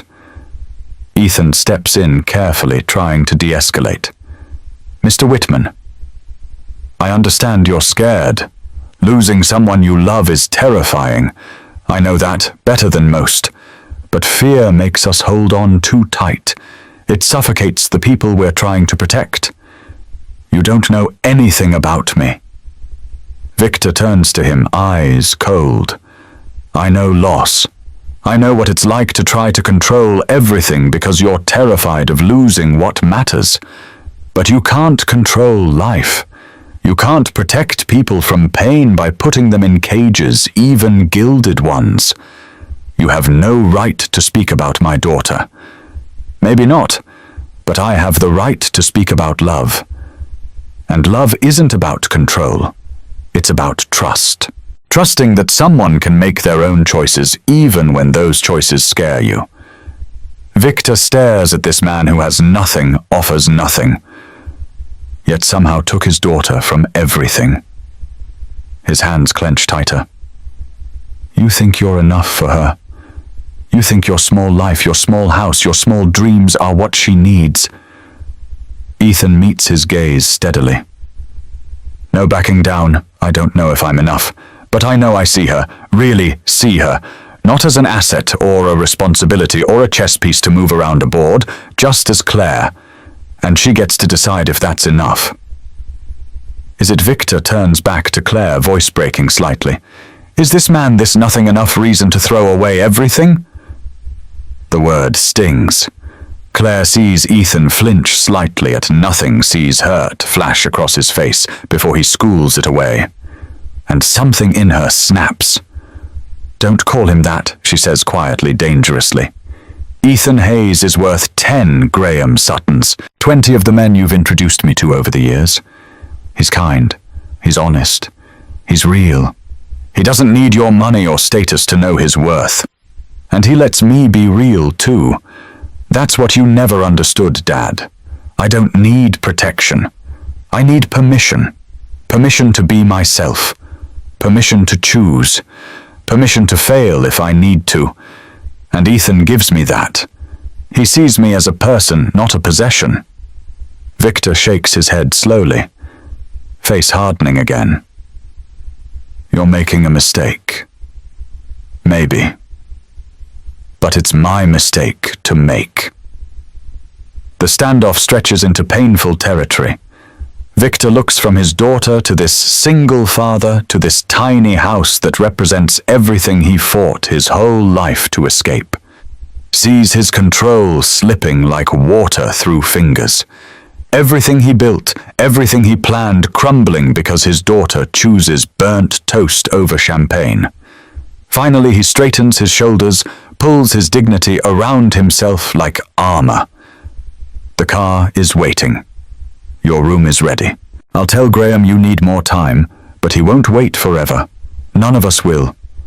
When you come to your senses, when poverty stops seeming romantic and starts being reality, call me. I'll send the jet. He moves toward the car suit men falling into step beside him like well-trained dogs. Dad Claire calls out, voice breaking. He stops, but doesn't turn. I'm sorry. I'm sorry I can't be what you need me to be. But I can't live your life anymore. I can't be your second chance at doing everything right. I have to be my own first chance at doing something real. Victor's shoulders sag slightly, barely visible. Then he straightens them again, squares them, with visible effort. Gets in the car without another word. The engine purrs to life, expensive and smooth, and everything Ethan's truck will never be. Tail lights glow red in the twilight, moving down the street, turning the corner, disappearing. Claire stands in the street, shaking like leaves in wind. Ethan's arm comes around her shoulders, solid and warm and real. Inside the house, she can see Lily's face pressed against the window, Mrs. Brennan standing behind her, both watching. You okay? Ethan asks quietly. No, but I will be. She turns into his chest. Lets herself break down for a moment, lets the tears come. Relief and grief tangled together. Relief that she stood her ground, grief that it cost her father's approval, maybe his love. They walk inside together, Lily runs to Claire, immediately throws her arms around her waist with the force of someone who thought she might leave, might disappear like mothers do in her experience. "You're staying, right? You're not leaving with those scary men?" "I'm staying, sweetheart. Promise, promise, promise. Cross my heart." Mrs. Brennan makes tea because that's what practical women do in emotional moments, gives everyone something to hold, something to focus on besides the chaos. "You did the right thing, girl. Doesn't feel right. Feels like I just broke my father's heart." Sometimes growing up means disappointing people, even people you love. That doesn't make it wrong, just hard. That night, Lily sleeps between them on the couch, unwilling to let Claire out of her sight, needing the physical reassurance that adults don't always leave, that sometimes they stay even when it's hard. They watch some animated movie about talking animals, but none of them really pay attention. The confrontation with Victor replays in Claire's mind. Her father's face when Ethan called him out. The pain in both their voices, the weight of choosing yourself when it hurts someone else. Around 10, Lily finally falls asleep. Ethan carries her to bed, tucks her in with her butterfly blanket and her stuffed bear and all the small rituals that make a child feel safe.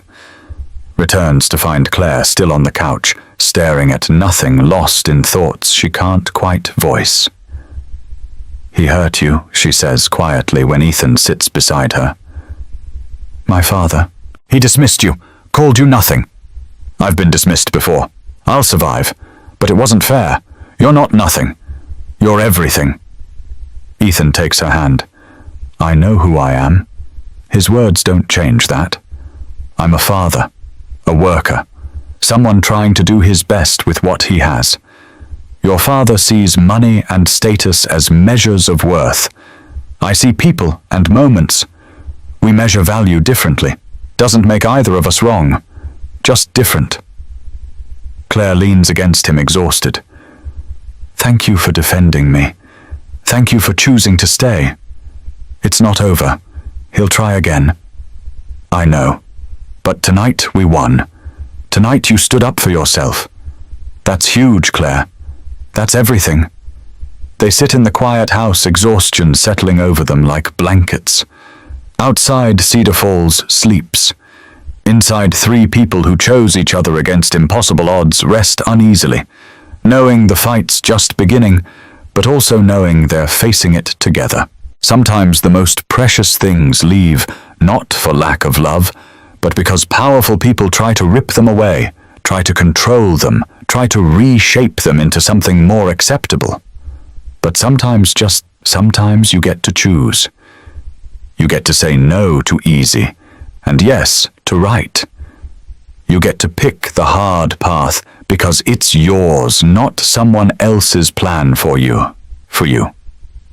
And sometimes that's the most powerful thing you can do. Say no to a life you don't want, even when saying no costs everything. Even when the person you're disappointing is someone you love. Even when standing your ground means standing alone, except for the people brave enough to stand beside you. Sometimes that's enough. But Victor doesn't give up. Men like Victor Whitman never do. They don't know how. The next 3 days bring escalating pressure like storm clouds gathering before breaking. First comes the lawyer. Edmund Pierce, senior partner at Whitman's firm, expensive suit and colder eyes briefcase that probably costs more than Ethan's monthly mortgage. He arrives at 8 a.m. knocking with authority that says he's used to doors opening for him. Ethan answers, still in pajama pants and holding a cup of coffee. Yes, Pierce hands him papers. Legal documents, thick and official. Cease and desist order. Mr. Hayes. I'm here on behalf of Victor Whitman. These documents require you to stay away from Claire Whitman effective immediately or face criminal charges. Criminal charges? Ethan takes the papers, scanning them quickly. For what potential kidnapping allegations? Harboring a runaway. Undue influence over a vulnerable young woman. Additionally, there will be a custody evaluation regarding your fitness as a parent who harbors runaways and exposes his minor child to unstable situations. The threat against Lily makes Ethan's blood run cold. ice water down his spine. His hand shakes slightly, papers trembling. "You're threatening to take my daughter. We're merely concerned about her welfare given the circumstances." Claire appears behind Ethan, hair still messy from sleep. "You can't do this." Pierce turns to her, expression unchanging. "Ms. Whitman, your father wants you to know that Mr. Hayes is in over his head. Mr. Whitman has resources you cannot imagine. He can make this gentleman's life very, very difficult, or all of this can end quietly. You simply need to come home. Tell my father Claire's voice goes steel hard if he tries to hurt Ethan or threatens Lily again. I'll go public with everything. The forced engagement, the business coercion, how he used Mom's memory to manipulate me, how he's trying to destroy a good man's life because that man showed me kindness. Let's see how that plays in the media, Mr. Pierce." Pierce's expression flickers slightly. Uncertainty. "Ms. Whitman, going public would hurt you more than your father. The tabloids would destroy you. Let them try." After Pierce leaves, the reality sinks in like water seeping through cracks. Victor's not backing down. He'll use lawyers, investigators' money, whatever it takes to bend Claire back into his control. And he's willing to use Lily as leverage, willing to threaten the only thing Ethan can't risk losing. Ethan starts to spiral. What if he actually does it? What if I lose her? His voice rises with panic, coffee mug shaking in his hand. What if the courts believe him? What if they think I'm unfit because I helped you? He won't. Claire insists, but her voice lacks certainty. We won't let him. But doubt creeps in like smoke under doors. Ethan lies awake at night, terrified. He's faced poverty, grief, exhaustion. But the threat of losing his daughter eclipses everything, makes every other fear seem manageable by comparison. Is loving Claire worth that risk? Can he justify putting Lily in danger for his own happiness? The question haunts him, follows him through his days like a shadow he can't shake. Meanwhile, Claire crumbles under guilt that sits on her chest like stones. She brought this chaos into their lives. Her father, her problems, her past. Ethan and Lily were fine before she showed up rain-soaked and desperate. Now they're targets. Now Lily could be taken. Now everything's falling apart and it's her fault, always her fault. Maybe I should just go back, she says one night when Ethan can't sleep and she can't pretend anymore. Maybe it's not worth it. Maybe I'm being selfish. Don't, Ethan's voice comes out fierce. Don't give up. But Lily is fine, is safe, and would be devastated if you left. So would I. You don't know that he won't follow through. Victor doesn't bluff. If he threatens custody evaluation, he means it. So we fight it. We show any judge that I'm a good father, that Lily's happy and safe and loved. With what money? What lawyer? Claire's voice rises with frustration. He has resources we can't match. He'll bury us in legal fees until we can't afford to fight anymore. Then we'll figure something out. How? How do we fight a billionaire Ethan? How do we win when the system's designed for people like him? The words hang between them like accusation. Ethan goes quiet, has no answer because she's right. The system is designed for people like Victor. Money buys justice more often than not. And Ethan has no money, no resources, no power except his love for his daughter and this woman who's brought chaos and light in equal measure. Easy to say when it's not your daughter on the line, Claire says quieter now. The words land like a slap. Ethan stares at her face, going blank. His jaw tightens. I didn't mean... Claire tries to take it back, immediately sees the hurt in his eyes. But it's too late. The doubt's been voiced. The fear's been named. And suddenly the small house feels even smaller walls closing in air, too thick to breathe properly.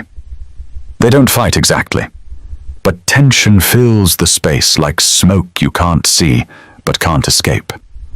Neither knows how to fix this, how to protect Lily while standing up to Victor, how to choose love when love puts everyone at risk, how to be brave when being brave might cost them everything that matters.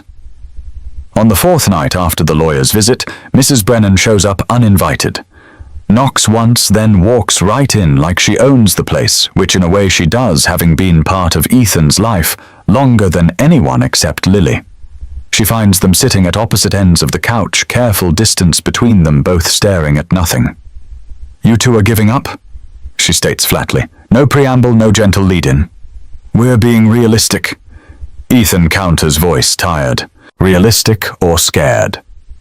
She looks between them with those eyes that have seen everything. Raised 5 kids of her own, buried a husband, knows more about life than both of them combined. I lost my Henry 20 years ago. Spent 5 years thinking I had to handle grief alone because that's what strong people do. You know what I learned? Being strong means asking for help, means standing together even when it's hard. Maybe especially when it's hard. Victor Whitman can take Lily away, Ethan says, and the fear in his voice is raw, unguarded. Can he, though? Mrs. Brennan leans forward, elbows on her knees. "You're a good father, Ethan. Best father I've seen in 50 years of living on this street. You've got community support. You've got character witnesses. You think any judge would take a child from a loving home based on rich man's threats. He has money. Money buys lawyers. Lawyers win cases. Not always. Sometimes love wins. Sometimes standing up for what's right matters more than how much you can spend. And sometimes communities rally around their own when powerful people try to bully them." She turns to Claire. "And you? Running away again won't save anyone. You think going back to Minneapolis protects Ethan and Lily. Your father will still have power over them. He'll use it whenever you step out of line. The only way to be free is to actually be free, not to trade one cage for another." Her words settle heavy between them. They sit in silence, processing, trying to believe her when everything feels impossible. Finally, Ethan speaks, voice small. "What do we do?" "Fight. Together. Get your own lawyer. Build your case. Show Victor he can't bully his way through Cedar Falls. Show him this town protects its own." "With what money?" "With community money." Mrs. Brennan pulls out her phone, shows them a screen. "Ray's already started a fund. Everyone's donating. $5,000 so far. Small amounts from everyone who knows you, everyone whose life you've touched over the years." Ethan stares at the screen. Sees names he recognizes. Ray. Mrs. Patterson, parents from Lily's school, the owner of the hardware store where he buys supplies. Even Daniel, the formerly homeless man, donated $10 he probably can't spare. "You're not alone in this," Mrs. Brennan says gently. "You just have to let us help." The next morning, Ethan checks the fund again. $7,000 now, growing by the hour as word spreads through Cedar Falls. Small donations adding up to something significant. People he's helped over the years helping him back. The community showing up the way communities do when one of their own is threatened. Claire sets up meetings with local news, careful ones controlled. Tells her story without revealing everything. Not about wealth or glamour, about control and choice. About a daughter choosing herself over her father's plans. Public opinion starts to shift, at least locally. Not everyone sympathizes, but enough do to matter. Detective Sarah Morgan, the one who helped Ethan after Sarah died, who's stayed in touch over the years, visits. She's been looking into Graham Sutton, her personal time, her own curiosity, because something about this whole situation bothered her. Found things, she explains, spreading documents across Ethan's kitchen table. 3 previous broken engagements.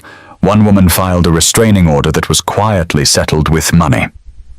Pattern of controlling behavior. Evidence that the Sutton family uses marriages for business leverage. This could help show Claire wasn't just running from her father.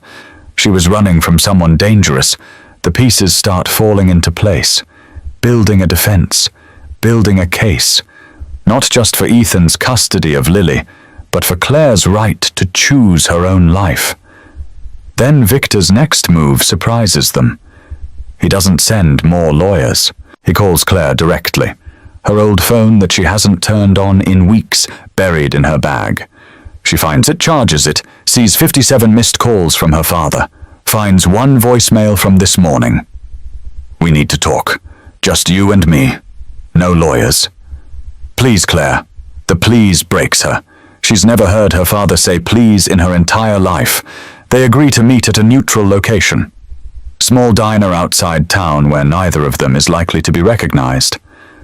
Claire brings Ethan for support, but he waits in the truck, giving them space. Victor looks older somehow in the harsh diner lighting. Tired.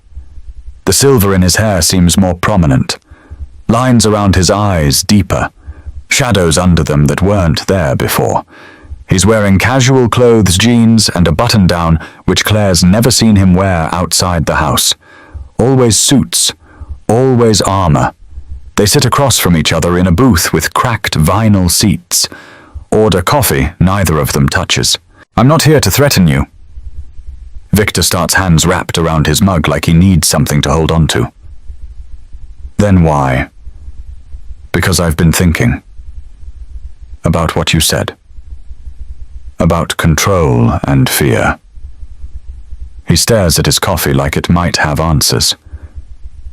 "Your mother said something similar. Before she died. She said I loved her, but I loved controlling her more. That if I didn't let go, I'd lose you the same way I lost her." Claire stays quiet, lets him continue. "I didn't listen. Thought I knew better. Thought money and status would make you happy, make you safe. Keep you from ever feeling what I felt growing up. But you're not safe. You're miserable. And that's on me. Dad." He holds up a hand. "Let me finish. Please, I watched you on that street. Watched you defend that man. Watched you choose him over everything I've built. And you know what I saw." He looks up, eyes red. "I saw fire in your eyes. I haven't seen since your mother was alive. Since before she got sick. Since before I controlled her into submission." His voice breaks slightly. "You love him. Really love him. Not because he can give you anything. Because he already has.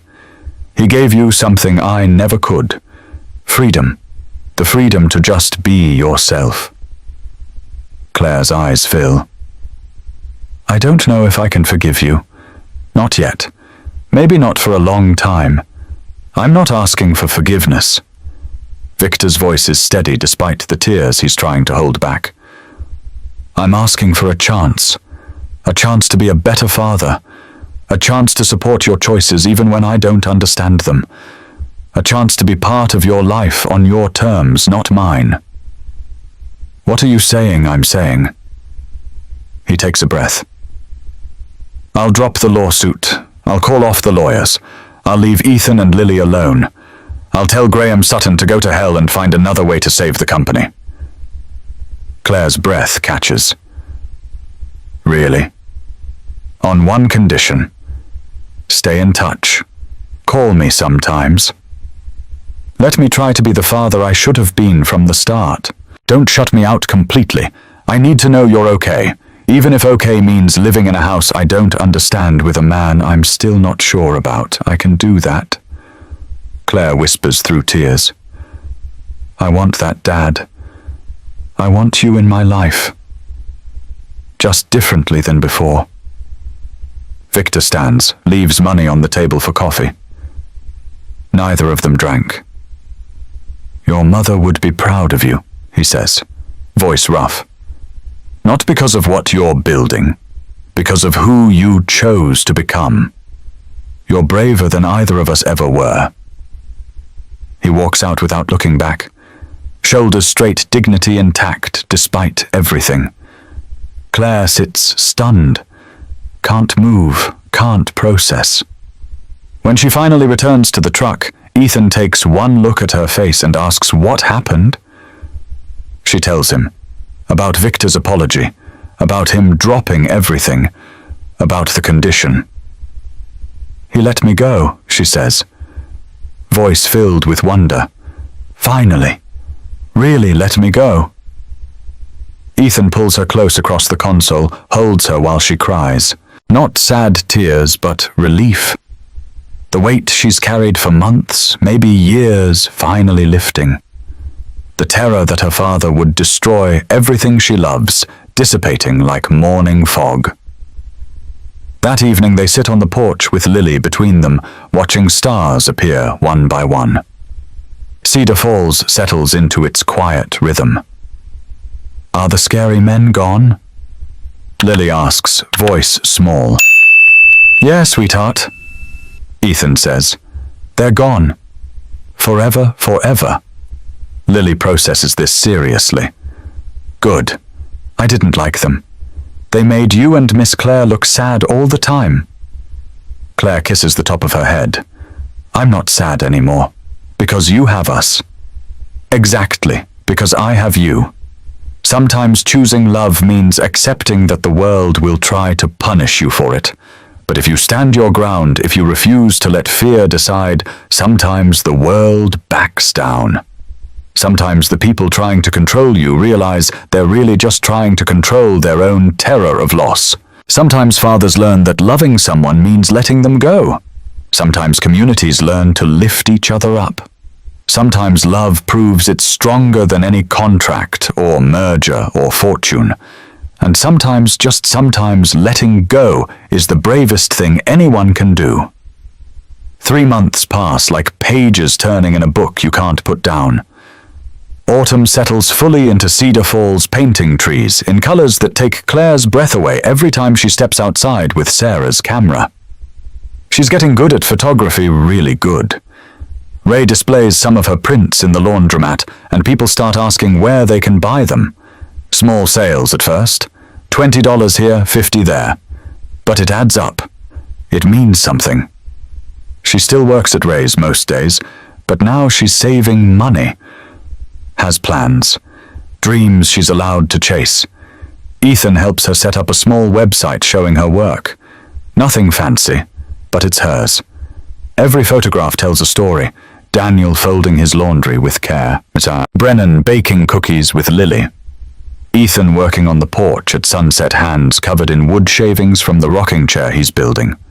Real people, real moments. The kind of beauty most people overlook. Victor calls every Sunday. The conversations are awkward at first, stilted like learning a new language. But slowly they find rhythm.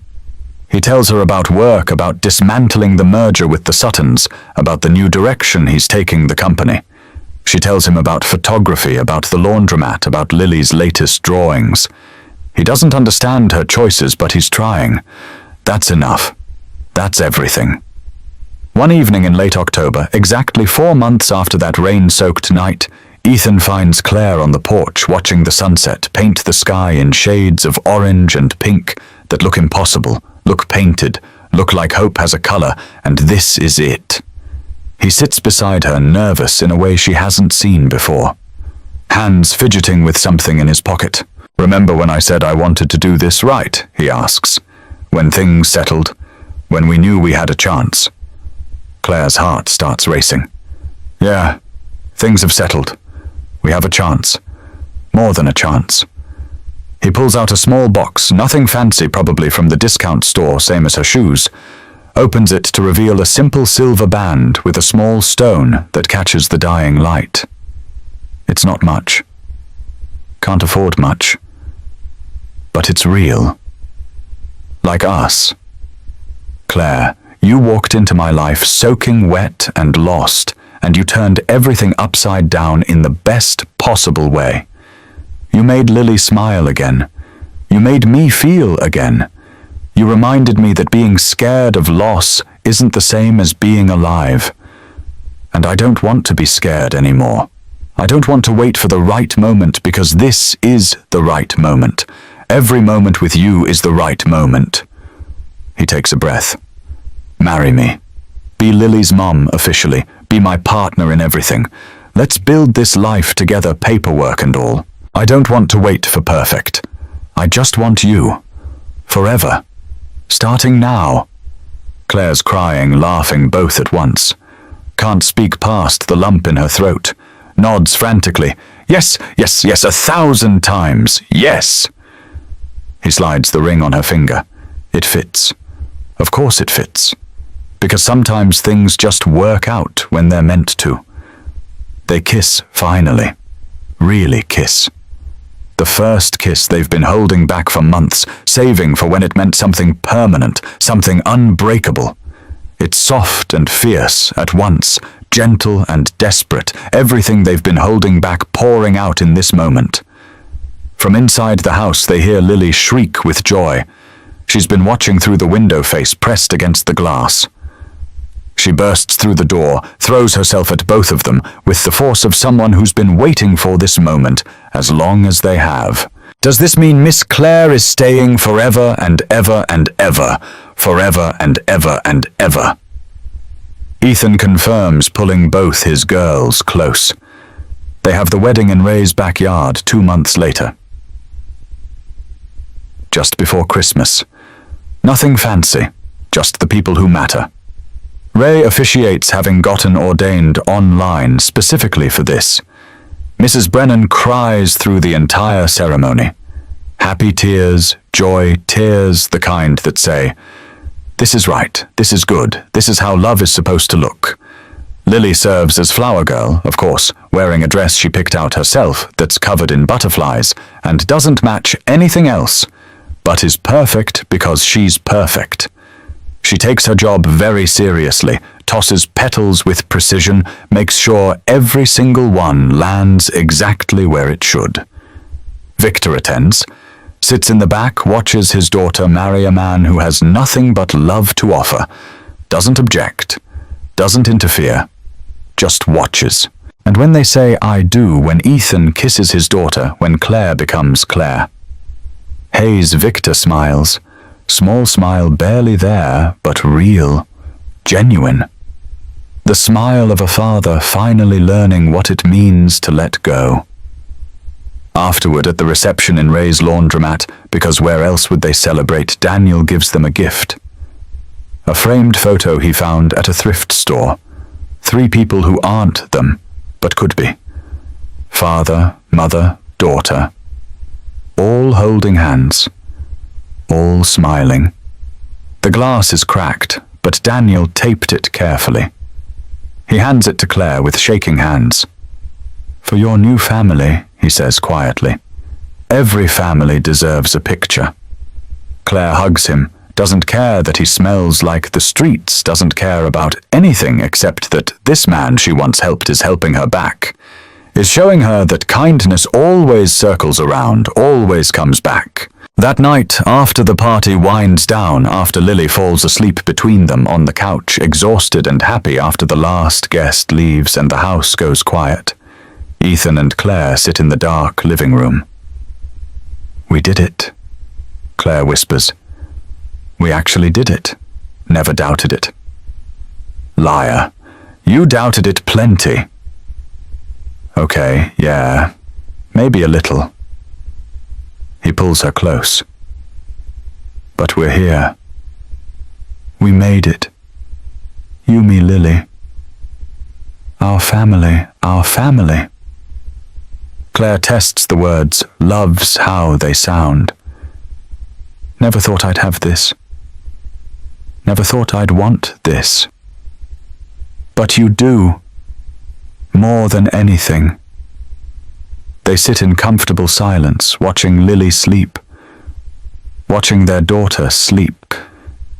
Because that's what she is now, legally and emotionally and in every way that matters. Their daughter, their family, their life built from nothing but choice and courage and love that refused to quit, even when quitting would have been easier. 6 months later, Claire discovers she's pregnant. The news comes on an ordinary Tuesday morning, 2 pink lines on a stick that change everything again. She stares at them, terrified and thrilled in equal measure. Ethan cries when she tells him. Happy tears this time, only happy tears. They tell Lily together, worried she might feel replaced or jealous or scared. But Lily just grins that gap-toothed grin that's starting to close as her adult teeth grow in. I'm going to be a big sister. Best day ever. She immediately starts planning. Names room arrangements, whether the baby will like butterflies or dinosaurs or both. Makes lists in her careful 6-year-old handwriting illustrations in the margins. Everything organized and thought out because she's her father's daughter through and through. The pregnancy goes smooth. Claire works at Ray's until her 7th month, then switches to photography full-time because her back can't handle the lifting anymore. Her website grows. People from Minneapolis from her old life find her work and order prints. Irony isn't lost on her that she's finally making money from the wealthy people she ran away from, but now it's on her terms, her art, her choice. Victor sends baby gifts. Too many. Expensive ones that Ethan wants to refuse, but Claire accepts because it's her father's way of showing love in the only language he knows. They compromise. Keep some, donate most to families who need them more. James Ethan Hayes arrives on a spring morning when butterflies return to Cedar Falls right on schedule, like Lily predicted. He comes fast, barely time to get to the hospital. Ethan holds Claire's hand through labor, reminds her to breathe, tells her she's strong, she's doing great. Almost there. When James takes his first breath and wails loud enough to announce his arrival to the entire maternity ward, Lily's first question is, "Can I hold him?" "Please, please, please." They let her. Carefully supervised pillows propping her arms, but they let her. And the look on her face, the pure wonder as she stares at this tiny human who's her brother. Her family makes every hard moment worth it. He's so small, she whispers, afraid to speak too loud. "And he has your nose, Daddy." Poor kid, Ethan jokes, but his voice breaks with emotion. Victor visits the hospital, holds his grandson with shaking hands, this man who built an empire but looks terrified of a 7-pound baby. "I never held you this small," he tells Claire. "Your mother did all that. I was always too busy, always working, always chasing the next deal." "You're holding him now," Claire says gently. "That's what matters." He stays an hour, asks if he can visit regularly, be part of James's life. Not as CEO Victor Whitman, but as grandpa. Just grandpa. "We'd like that," Claire says. And means it. Life settles into a new rhythm. Newborn chaos that's exhausting and beautiful and exactly what they signed up for. Lily helps with everything. Takes her big sister role seriously. Insists on reading James bedtime stories, even though he's too young to understand. She reads her favorite books, the ones about princesses and butterflies and families who find each other in unexpected ways. Claire photographs it all. The sleepless nights, the first smiles, Ethan changing diapers with the concentration he brings to everything, Lily singing lullabies she makes up on the spot. Their family growing and changing and becoming something neither of them could have imagined that rainy night 4 years ago. One evening when James is 3 months old, sleeping peacefully in his bassinet, Lily doing homework at the kitchen table, Ethan and Claire sit on the porch watching another sunset paint Cedar Falls in impossible colors. "Think we'll ever have boring, normal lives?" Claire asks, leaning against him. "God, I hope not." Ethan kisses the top of her head. "Boring sounds terrible. We have a newborn, a 6-year-old who insists she can teach the baby to draw butterflies, a father-in-law who's trying to figure out how to be a grandfather, a community that crowdfunded our legal defense, a house that still needs repairs we can't quite afford. Sounds perfect. You have low standards. The best standards." He turns her face toward his. "You know what I was thinking about today? What that night? The rainy night. How close I came to just walking past you. How easy it would have been to mind my own business. Keep my head down. Get home to Lily without getting involved. But you didn't. But I didn't. And my life got complicated and messy and hard and absolutely perfect because I stopped. Because I saw you. Because I decided that being a good person means doing something even when it's inconvenient. I'm really glad you stopped. Me too. Best decision I ever made. Opening that door. They sit in comfortable silence as stars appear one by one overhead. Inside they hear Lily singing softly to James, making up a song about how brothers are pretty cool, even though they don't do much yet, except sleep and eat and make funny faces. You know what the best part is, Claire says after a while. Not the happy ending, the journey. Learning that family isn't about blood or money or doing things the right way. It's about showing up, choosing each other, building something real from whatever pieces you have. Sounds like something you should write down. Put on one of your photos. Maybe I will. The house behind them glows warm in the twilight. Their house, their family, their life built from burnt pancakes and folded laundry and second chances and first loves, and the particular courage it takes to open a door when every instinct says, keep it locked. Sometimes the greatest stories start with the simplest gestures. A man offering shelter to a stranger in the rain. A woman brave enough to accept help from someone she doesn't know. A little girl ready to share her daddy with someone new. A community rallying around their own when powerful people try to tear them apart. Sometimes home isn't where you're born, or where you grow up, or where you're supposed to be according to some plan you didn't write. Sometimes home is wherever someone sees you drowning and throws out a line. Wherever someone notices your feet hurt and leaves you shoes. Wherever someone makes burnt toast and calls it breakfast. Wherever love grows in spite of obstacles, not because there weren't any. Sometimes the best families are the ones you choose. The ones you build from nothing but hope and determination, and the stubborn refusal to give up on each other even when the world says you don't make sense together. And sometimes, just sometimes, all it takes is one open door on one rainy night to change everything. To start a chain reaction of kindness and courage that ripples out in ways you never see coming. To prove that love isn't about what you have to offer. It's about what you're willing to give, what you're brave enough to build, what you choose when choosing is hard, but choosing is everything. 1 year later, Claire's photography business thrives. She's been featured in a local magazine, her story too good not to tell. Rich girl runs away, finds herself in a laundromat, falls in love with a single dad, builds a life from nothing. It's the kind of story people want to believe in because it says you can start over, says it's never too late to choose yourself, says love wins sometimes if you fight for it. She still works at Ray's 1 day a week, not because she needs the money anymore, because it reminds her where she came from. Keeps her grounded. Lets her fold laundry beside Daniel, who's been sober 6 months now, who has a part-time job and an apartment, and a future he's building 1 day at a time. Ethan quit the night delivery route. Community fund paid off enough debt that he could afford to. Sleeps more now. Smiles more. Plays with his kids without exhaustion dragging him down. Built them a treehouse in the backyard that Lily declared is the best treehouse in the entire world, possibly the universe. Lily's 7.5, now the half very important to her.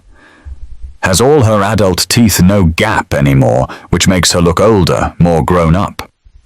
She's teaching James to walk, holds his hands, while he stumbles around the living room patient as anyone Claire's ever seen. Victor visits every month, takes Lily and James for ice cream, teaches Lily about technology in ways that make it fun instead of intimidating. He's learning to be a grandfather, learning that love doesn't have to come with conditions or control, learning that letting go doesn't mean losing someone. Sometimes it means finally being able to keep them. On the anniversary of that rainy night, Claire and Ethan take flowers to Sarah's grave. They go together now, all of them. It's not sad anymore, just respectful. grateful, letting Sarah know that the family she started is growing, that Lily's happy, that Ethan found love again and it doesn't diminish what they had, that grief and joy can coexist, that moving forward isn't leaving behind. Lily puts a butterfly drawing on the gravestone. "For Mommy in heaven," she says seriously. So she knows I still remember her. And so she knows Miss Claire, Mama Claire is really nice and she'd like her. Mama Claire. The name still makes Claire's throat tight every time she hears it. That evening the whole family gathers at their house for dinner. Not just them anymore. Ray comes. Mrs. Brennan, Daniel. Detective Sarah Morgan with her new girlfriend. A dozen people who've become family through shared history and choice and showing up when it mattered. They crowd into the small house that's even smaller now, with so many people but somehow still has room, always has room, because that's what this house does. Expands to fit whoever needs shelter, whoever needs belonging, whoever shows up looking for home. Over dinner, loud and chaotic and perfect, Lily stands up with her juice box raised like champagne. "I want to make a toast." Everyone quiets down. Faces turning toward this 7-year-old who's learned about toasts from watching movies with Mrs. Brennan. "To our family," Lily says solemnly. "The one we were born with and the one we chose. And to the people who help other people even when it's raining." Her eyes find her father. "And to Daddy for having the biggest heart in the whole world. And to Mama Claire for being brave enough to knock on our door." "I didn't knock," Claire corrects gently. "Your dad found me." "Same thing." Lily grins. "You found each other. That's what matters." Everyone raises their glasses, mugs, juice boxes, to finding each other, to choosing each other, to families built from burnt toast and good hearts and doors that open when they need to. After everyone leaves after the kids are asleep, after the house returns to its quiet breathing rhythm, Ethan and Claire stand on the porch one more time. It's become their spot, their ritual, the place they process the day, make plans, dream dreams. "Think we'll ever run out of things to talk about out here?" Claire asks. "Not a chance.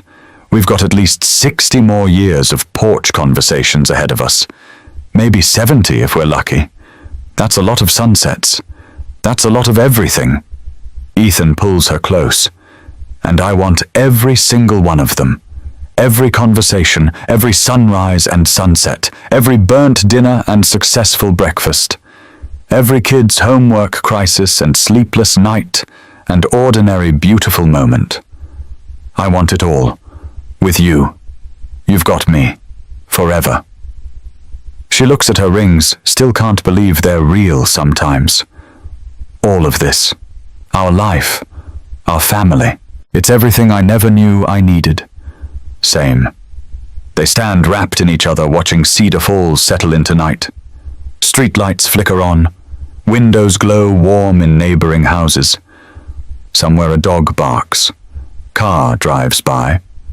Ordinary sounds of ordinary life that feels anything but ordinary when you've fought for it. When you've chosen it. When you've built it from nothing but hope and stubbornness and love that refused to quit. And maybe that's the real magic of it all.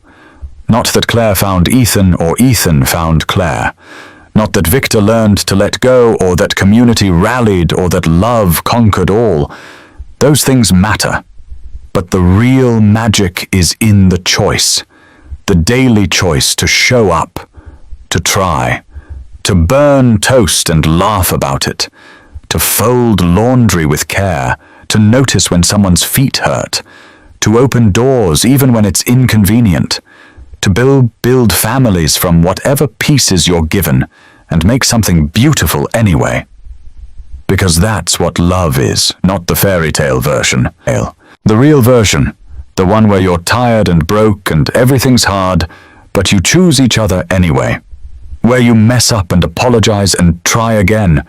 Where some days are terrible and some days are perfect and most days are somewhere in between. But you show up for all of them because that's what you promised. That's what you chose. And sometimes in those moments when you're standing on a porch watching stars appear while your family sleeps safely inside. When you can hear your daughter breathing in one room and your son in another, and your person is wrapped around you like you're the only thing keeping them anchored to earth.